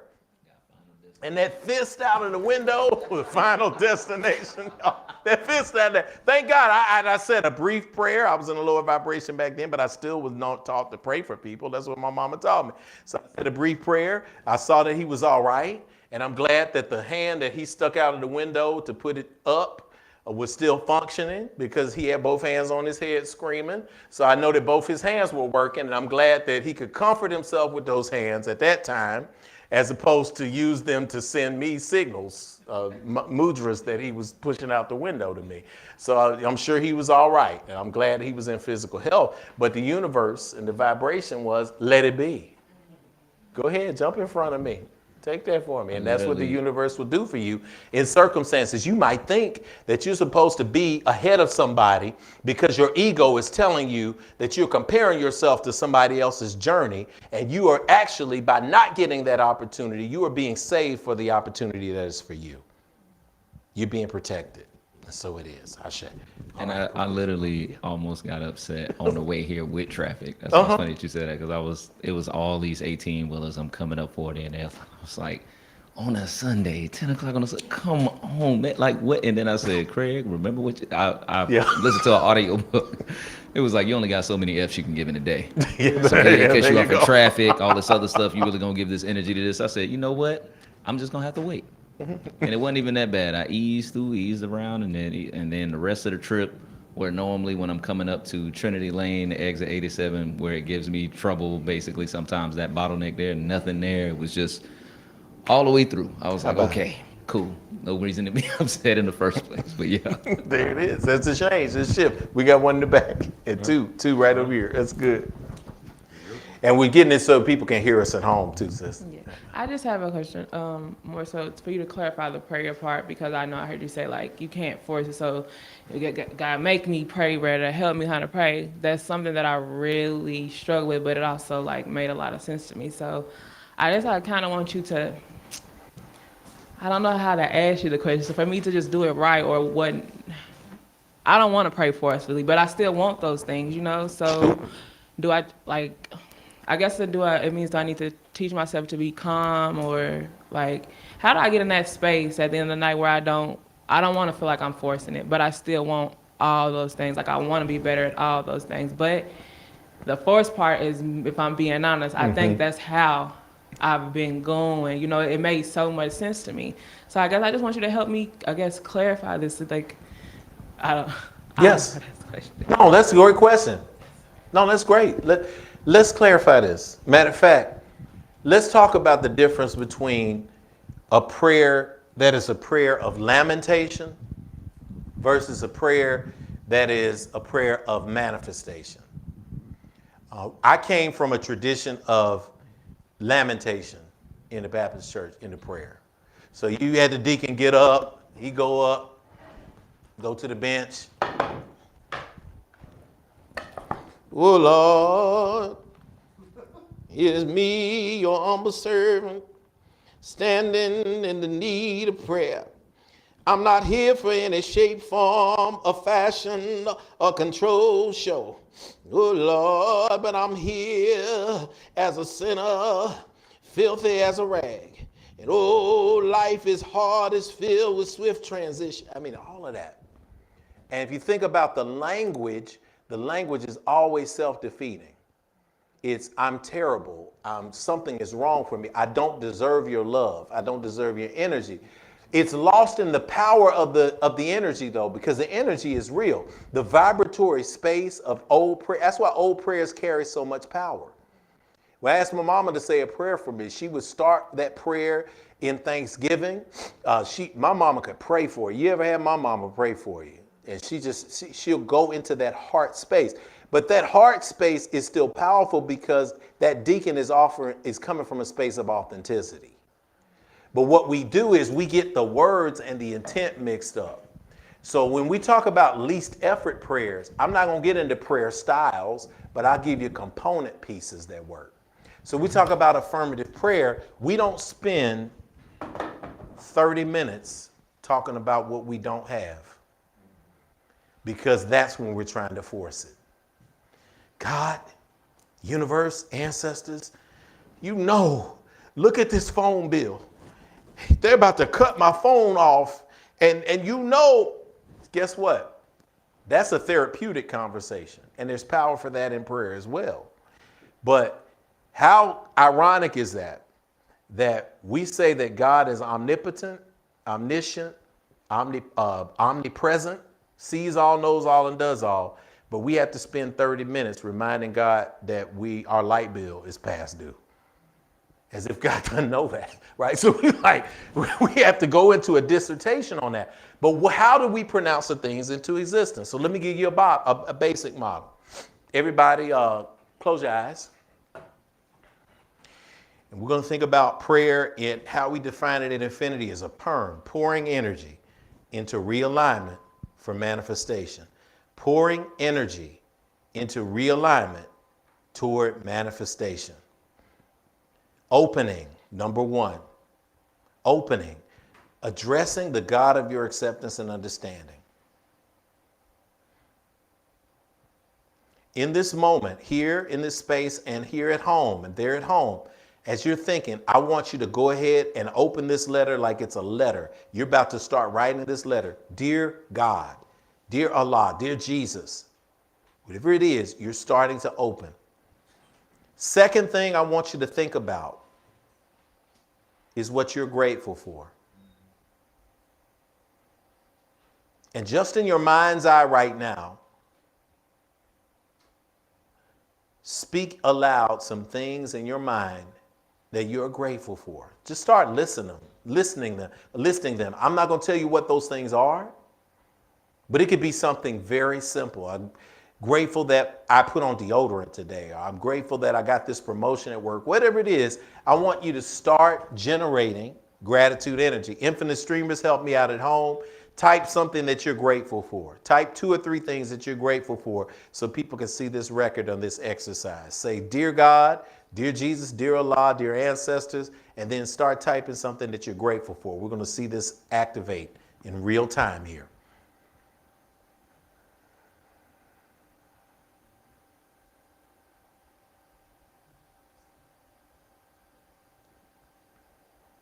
As we're now listing those things in our mind that we're grateful for, what we're finding is that as we hunt for things we're grateful for, they start manifesting even more. As we start listing them, they get bigger, they get deeper, they get smaller. But they're from a space of gratitude. And now I want you to think about, from the space of gratitude, those things that are troubling you, those circumstances that you are naturally inclined to force your way into fixing. But whatever they are now, those circumstances that you really have been needing to pray about, that you've been needing to talk to God about, start thinking about them now. The relationships that are uncomfortable, the tasks that lie before you that are difficult. Pick one of those things and reverse the polarity. Rev, what do we mean by reversing the polarity? Reverse the polarity. You know I'm sick, God. You know this disease is eating up my body. I'm reversing the polarity. I am healing now. And God, you know the challenges my body has faced, but I am proclaiming my body challenge-free. I am proclaiming a state of ease as opposed to dis-ease. I am speaking radiant health. I am healthy. I am whole. And I walk in this space.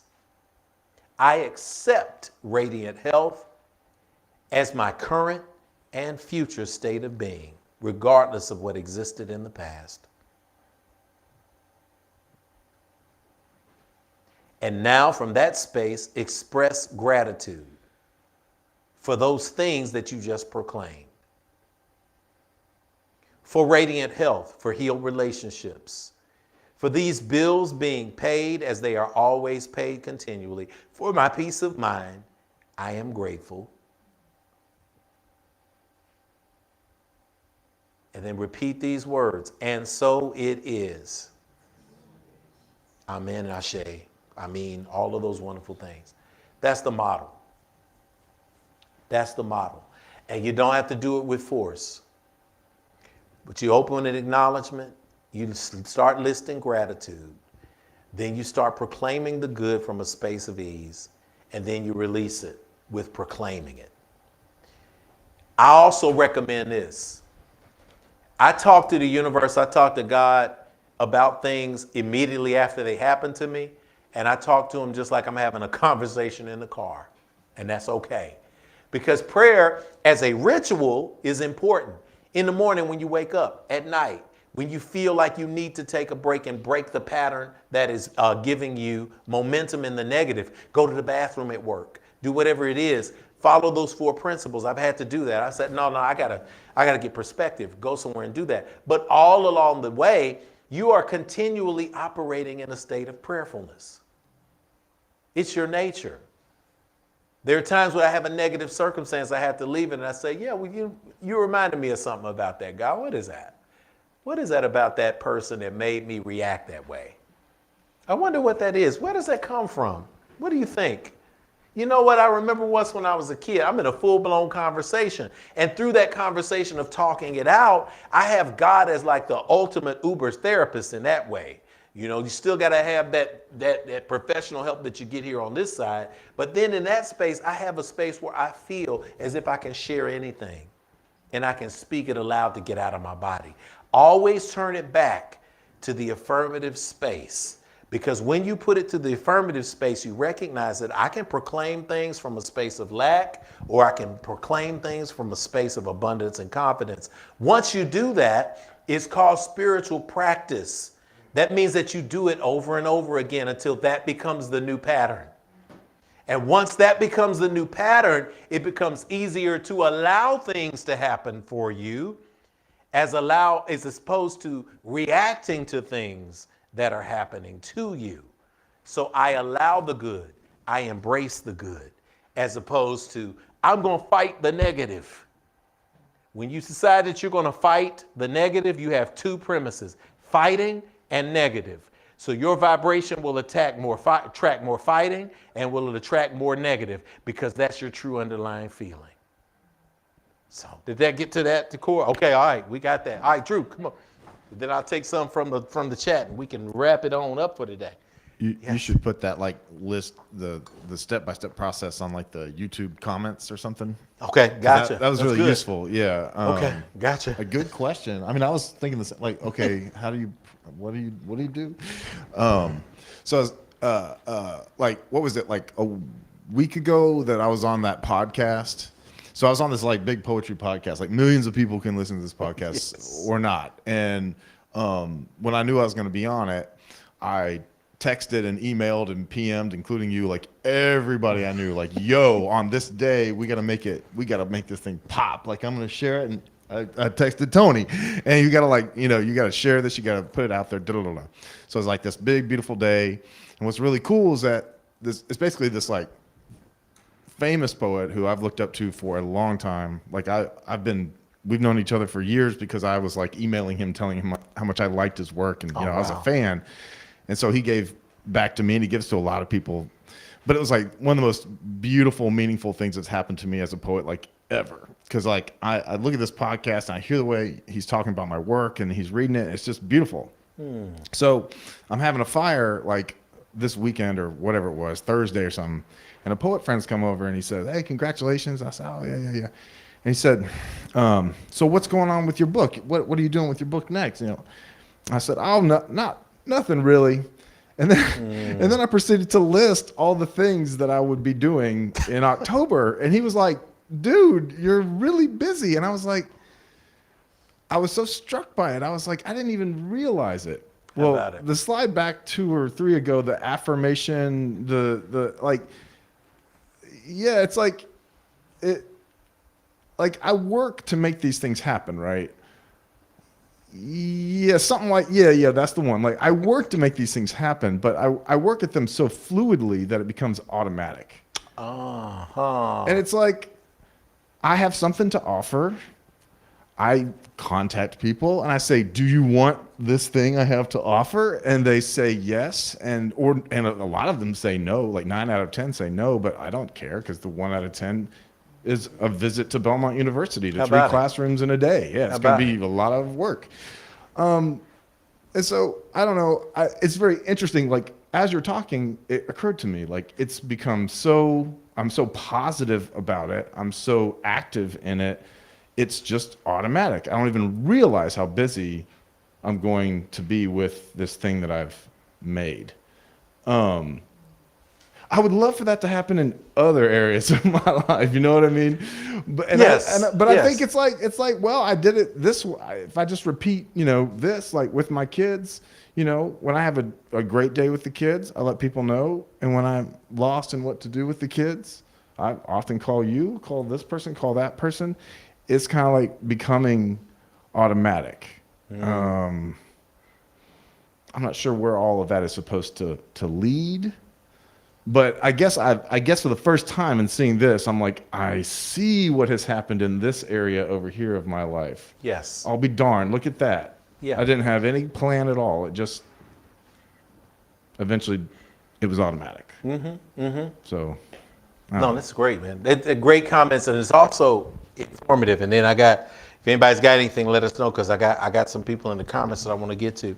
But it also goes to 2 things that you pointed out, Drew. It's important to us to recognize there is a power in community, because community keeps us in alignment. And when we talk about perm is pouring energy into realignment toward manifestation. So oftentimes we have struggles. We are out of alignment. That's why we can always celebrate when the things are good, but then we don't remember the celebration when the things are low. It's because we're out of alignment. So when we say a perm, when we say that method of gratitude, we say that method of speaking things into existence, we actually pull ourselves back into alignment with the positive frequency vibration, even though our circumstances may be negative at the time. We go back to the space where we know this is the well. So it's great that you detailed that, because practice makes perfect. And when we say, I wish it would happen in other areas of my life, it is happening in other areas of your life. It's just that those areas are higher stakes. So they're taking longer. If I have to build a 500 square foot house, I could probably do that in a week. But if I'm trying to build a 30,000 square foot mansion, I might be talking about 2 years. But I'm still building the house. If I'm building a skyscraper, it's going to take longer because these bigger things take more consistent practice. Some things jump off the table pretty quickly. Okay, I've been able to start my mornings off better. I've been able to get my exercise routine in a little bit better. I'm beginning to see some fruit. People are saying, hey, you got a glow on you. Oh man, the diet thing is starting to work. You know, the choices that I'm making, I can see instant manifestation. But what do you do about complex relationships that involve other people? It takes time and practice for those things. But when you're in a space of affirmation, you are accepting patience with the process. As opposed to aggravation, it's not happening as fast as I think it should. So that's really, really good though. But again, it's the continual practice, and the benefit of community is you have people who you can call during those times. You have places where you can go when you can say, no matter what's happening to me, I need a reminder in this moment. So willing this in this space of acceptance is about getting the reminders and giving yourself those continual reminders. Great, that's awesome. Have one more, come on. Yeah. I don't know if it's a question, but the word that is, I'm wrestling with readiness for initiation. And I say wrestling because I know that it will settle eventually, but right now I'm chewing on it. I think that I often find myself also getting stuck in process. So, Paralysis of analysis. right. So even just like we've done this like class. And so this is the second time also going through this and also feeling like it is a very initiatory moment for me. And I think I'm also struggling through like, with initiation also comes that like step up of responsibility of like, I can't just be like a novice, or I can't just say, I'm working on it. And so I think even having that space where you're like, it's in the affirmation where it says the door is open. I think that I mentally, emotionally, there's a lot of affirmations that I'm ready, but there's a lot of doubt for me around, or I won't even say doubt. It's more fear around like having to step into that new space of responsibility, like the actual initiation to the other side and being like, okay, I'm not going back there anymore. We're going to this new space. And so I don't know, it just brings up, and now there's, my training is coming in, like the when you're in the desert, when you have that desert experience. And so for me, I think I also am sitting with just like the fear that comes up of having to go into that unknown space after you've gone through a process that you got comfortable in, and now you're like back at virtue number one in the new space. And it's like, damn, I thought I had it, So I think that's what is coming up for me, is just like, that release of actually walking through that door and being like, I'm not there anymore, and putting yourself in a space to release feeling stuck in that process. Oh, Rihanna, all I can do when I look at you and I hear you say that is, all that comes up in his spirit is, don't trust a big butt and a smile. Okay. I look at you, I can't trust a big butt and a smile. Because everything that comes to us in life, when we finally figure it out, we are stopped by a big butt and a smile. And it's always, I'm ready for this, but it's that big butt. We always have, if we have the butt, it negates everything that came before the butt. I got a feeling. I got a feeling, brothers, I got a feeling somebody trying to sneak in the frat, and there ain't gonna be no beat like that. That's all I heard when they put that hood over my head when I was pledging. And I heard it again the night that I was prepared for initiation into the organization. If you have that, they do that at Morehouse. They sing that when you're initiated into Morehouse in the freshman class. They do that in sororities and organizations where you have been through the journey, you have learned the history, and you are now prepared for initiation. In traditional church, you have studied and you have accepted Christ as the Savior. You go through for initiation, which is baptism. Now, let me tell you about readiness. Readiness simply means that you are making the commitment to change because you know that you're not going to be the same. And they used to say, and this is true because if you look at the temple of Ipeti-Sut, you will see that there are images of Ramses having jars of water poured over his head with the ankh flowing from each one of the jars. It is where the concept of baptism came from. Water is a baptism ritual. It is an ancient baptism ritual. Many faiths use it. If you're ready in Ifa to get initiated, you go to the river, you get your head rogated. They take you into a baptismal space.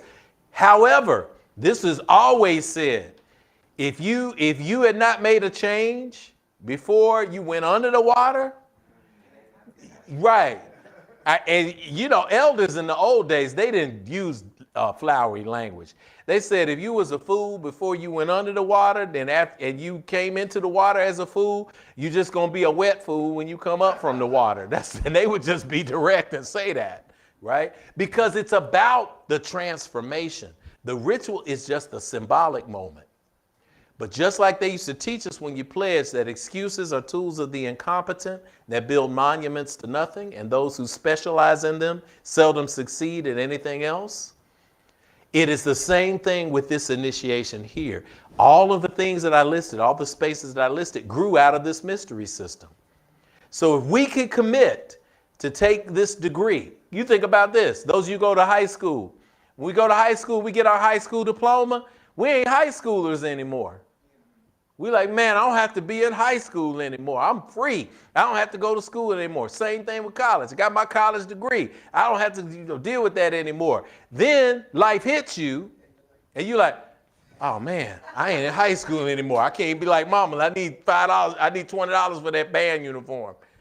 Now I got to get stuff myself. So now it's fear. Some of us wish we went back to high school. Wish we were back in college where we could just stay up and party all night. You reach a point where you stay up and party all night. Then you reach a point as an adult, people call you at 9 o'clock. They used to be like, hey, what time you gonna be ready?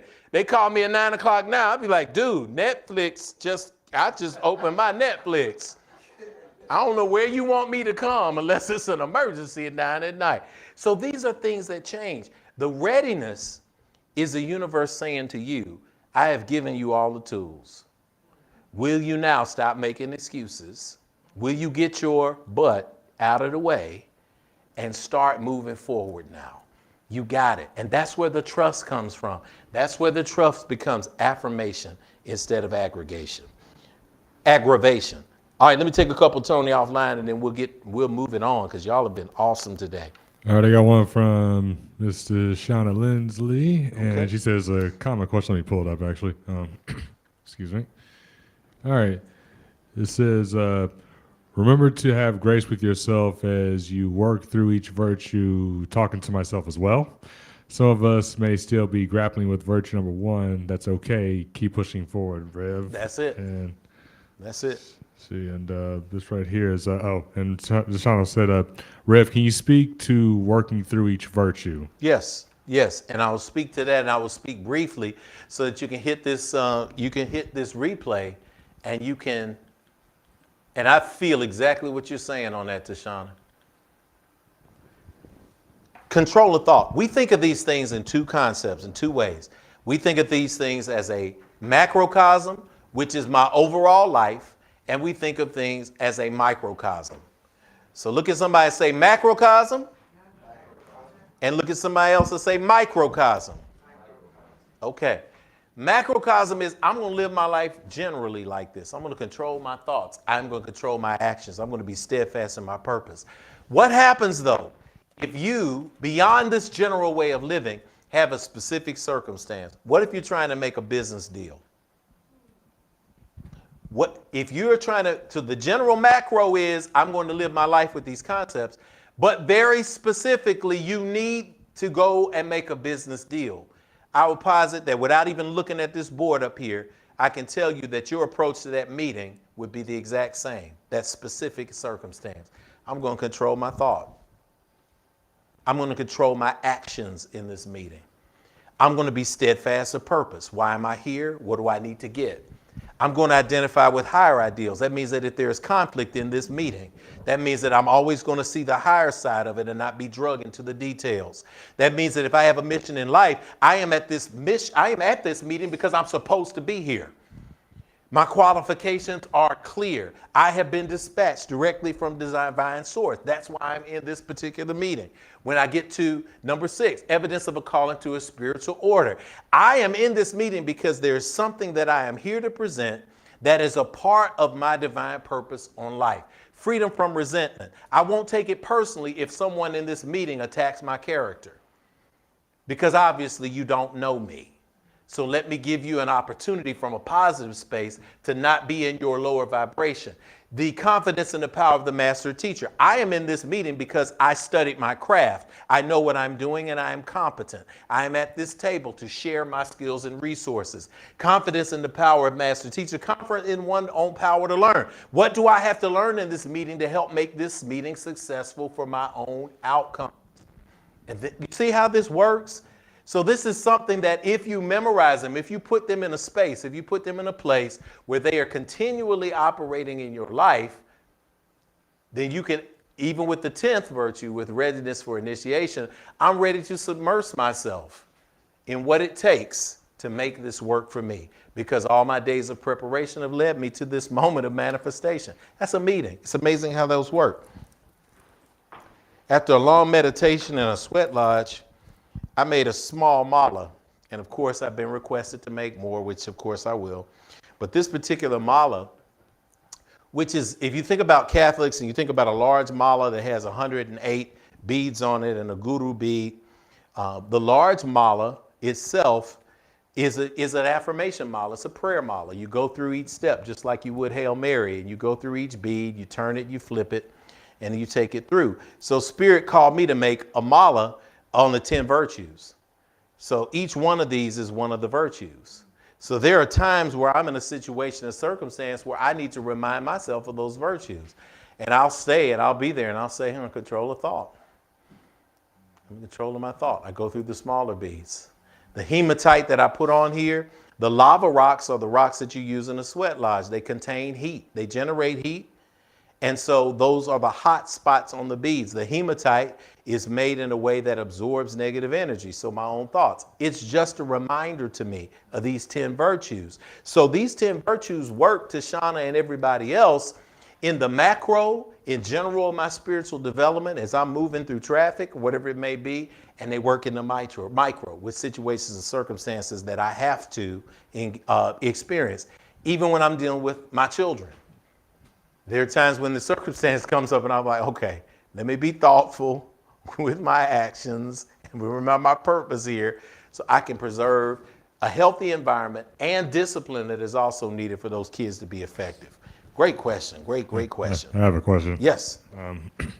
One of the things I've been dealing with lately is really as opportunity starts to open up for myself and I'm starting to go towards my purpose and even starting to understand what that is now for myself.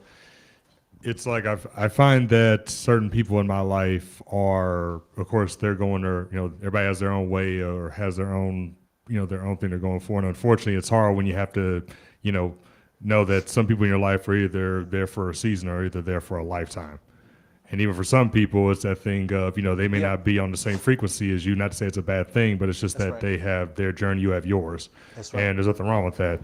And I think the one hard thing for me, and this is something I made a mistake of last time, this is kind of like that thing of insanity where you're doing the same thing over and over again, and you're doing the same thing again to get a different result. But in this case, now I'm like, okay, I don't want this result to happen again. Like, how do I go about this now where I don't burn a bridge or end up doing something where me and whatever the noun is, person, place, thing, whatever, we don't break anything apart. So with that being said, my question is that as we're pursuing our purpose in our life or pursuing whatever it is we're doing, and of course the people who come into our lives, we have relationships with them. We there's part of us that grow between us and whatnot, and those things, they become a part of us. It becomes family, friends, whatever. Like, how do we go about where, as we're pursuing our purpose, where the people in our lives, it's like, I guess my question is like, how do we not burn bridges? You know what I'm saying? Where we still have them in our lives or whatever. That we're not trying to close a door, but it's more like it's still open, but we're not, trying to end on a bad result. If I'm hoping that this is clear of how I'm saying it. Sure. And I'll say this briefly to you, Tony, for everybody. When people show you who they are, believe them. Maya Angelou said that. There are some bridges in our life that we always want to keep open. Even if I have struggles, we're going through a unique opportunity, and my family's going through a unique opportunity with my mom's estate. People pass and they don't leave things particularly clear, and it becomes difficult. And so for our space it's leave the bridge open, but know sometimes it's got to be a toll bridge, and sometimes it's got to be a drawbridge. Sometimes you have to have a bridge that works, but you have to open it up so that there's no crossing the bridge right now. And that does not mean that you have to be negative, you have to be nasty, but sometimes bridges are wide open. Sometimes bridges have limited access. Sometimes bridges have a toll attached. And sometimes bridges need to be closed down temporarily. And then sometimes if the bridge has no infrastructure that's going to be successful, it has to be burned. And it's okay. We think about we don't want to burn bridges. Well, there are some people that do not deserve access to your life anymore because they don't pour good things in. So the judgment on when you allow people in that space is really clear. Are they adding to my purpose right now? Are they able to help me along this journey? Or do I just need to say, this is not working for me in this moment? This the courage, right? Freedom from resentment is also about courage. Freedom from resentment, as defined in ancient mysteries, is exactly the definition of the word courage. It's freedom from resentment. And there are some people who, if you bring them back into your life, you're going to reignite the resentment that you had for not them, but for how you allowed yourself to be when you were around them. Do yourself a favor and have the courage to say, I still love you as a human being, but it doesn't mean that I have to stay in alignment with the negative energy that put us together during that time. There are people, I love them to death right now. I just love them to death. Still love them to death. They can't come over to my house. My kids can't hang out with them. And I'm just being honest with you, y'all, because when you see them and they still have the same energy that caused the problem, and you have been the one that made the commitment to grow and open your heart and to listen, and they haven't changed their vibration, be careful and be cautious of that. Give yourself congratulations and grace that you grew, and then continue to move from there. Yeah, move with your conscience in that space. That's excellent. Thank you, Tyrell, for putting that PERM method in there. As always, Brother Tyrell is our online coordinator. He puts those things in that space. And Tashana, we appreciate it. So let's continue that talk and that conversation online, because in this space, we can pronounce that all hearts and all minds are clear. So I appreciate y'all hanging with us. Third Sundays go a little bit long, and that's okay because they go a little bit strong. We want to make sure everybody has reached that healing space. So take a deep breath in with me. Exhale and stand to your feet. Let's place our hands over our hearts. And in this space of breathing, we want to just slow it down. We want to program and reprogram and affirm through release and love, space of goodness. And so, God, we thank you for this moment to gather today. We thank you for If Teaches Sunday. We thank you for this space called the Infinity Fellowship. We are grateful for all those who are able to gather in the space today. We're thankful for all of those who are able to gather online with us in real time. We thank you for those who will watch this replay and still be spiritually fed beyond the bonds and the binds of time and space. We thank you for the blasting away of these constructs that divide us in many places. We thank you for moving us beyond these constructs of race and class and orientation and environment and ethnicity and socioeconomic status. We thank you for moving those negative constructs out of our way. And we thank and embrace the opportunity. We thank you and embrace this opportunity in this moment to celebrate the good that exists inside us all. And so for those who are reconciling pain, we speak of pain-free reconciliation. For those who are working through unsurety, we speak clarity in this moment. We pronounce it in the right now, not the future. As we walk forward right now, we speak healing from those decisions that we made that seem to be negative, that place us in a space of harm.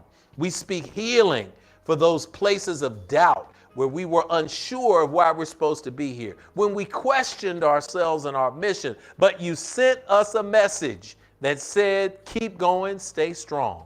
We thank you for the affirmative energy that is flowing in this space right now today. May we continue to lift up those who are downtrodden. May we continue to look in the mirror and see what we truly are, a divine reflection of you. And as a divine reflection of you, we are so excited. We are so enamored.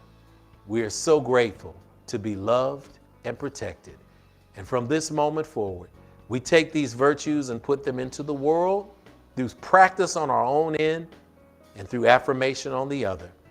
And we are grateful and mindful to always give you the praise. Thank you for the lessons learned. Thank you for the hearts touched.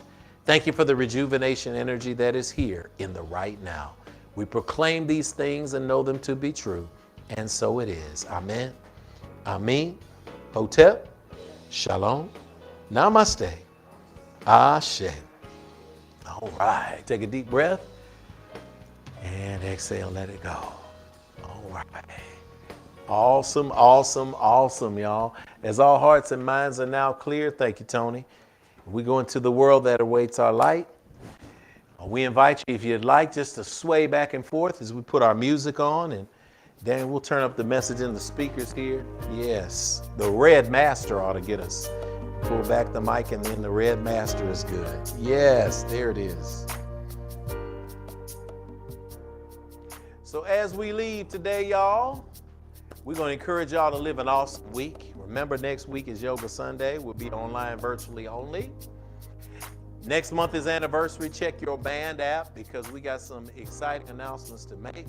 We're going to do some masterminding together as well about infinity going forward. And we ask that as you recognize through the words of this song, the good in the world, that you recognize the good in yourself and you allow yourself to have an awesome and amazing day. And so it is. Let us sing together. The words are on the screen at home, and there are the words in here too. All right. If today's a brighter day and we are on our way, then we can begin to heal ourselves again. Oh, we remember yesterday, and yet today's the day. God's reminding me to look at you and see family. All right, y'all sound good. Come on, let's sing that out. If today's a brighter day and we are on our way, then we can begin to heal ourselves again. Oh, we remember yesterday, and yet today's a day that God's reminding me to look at you and see family. God's reminding me. God's reminding me to look at you and see family. God's reminding me. God's reminding me to look at you and see family. We speak in this moment that the love of God, the wisdom of the ancestors, and the infinite and abundant power of the universe rest, rule, and abide with us henceforth, now and forevermore. Let us say together, Amen, Amen, Hotep Shalom, Namaste, Ashe. All right, we love y'all guys, and nothing you can do about it either. So keep on loving on somebody. It's a fact you cannot change. Grab some coffee, grab some tea, grab some snacks in the lobby, grab your kids from downstairs, and we can relax and fellowship. We'll even put the game on. I think the Titans are playing today, so they get a chance to see that on the screen outside. At home, we appreciate you guys. We love you. Keep talking, keep chatting through the announcements. Keep sharing, keep going strong. We love you guys. Peace and blessings.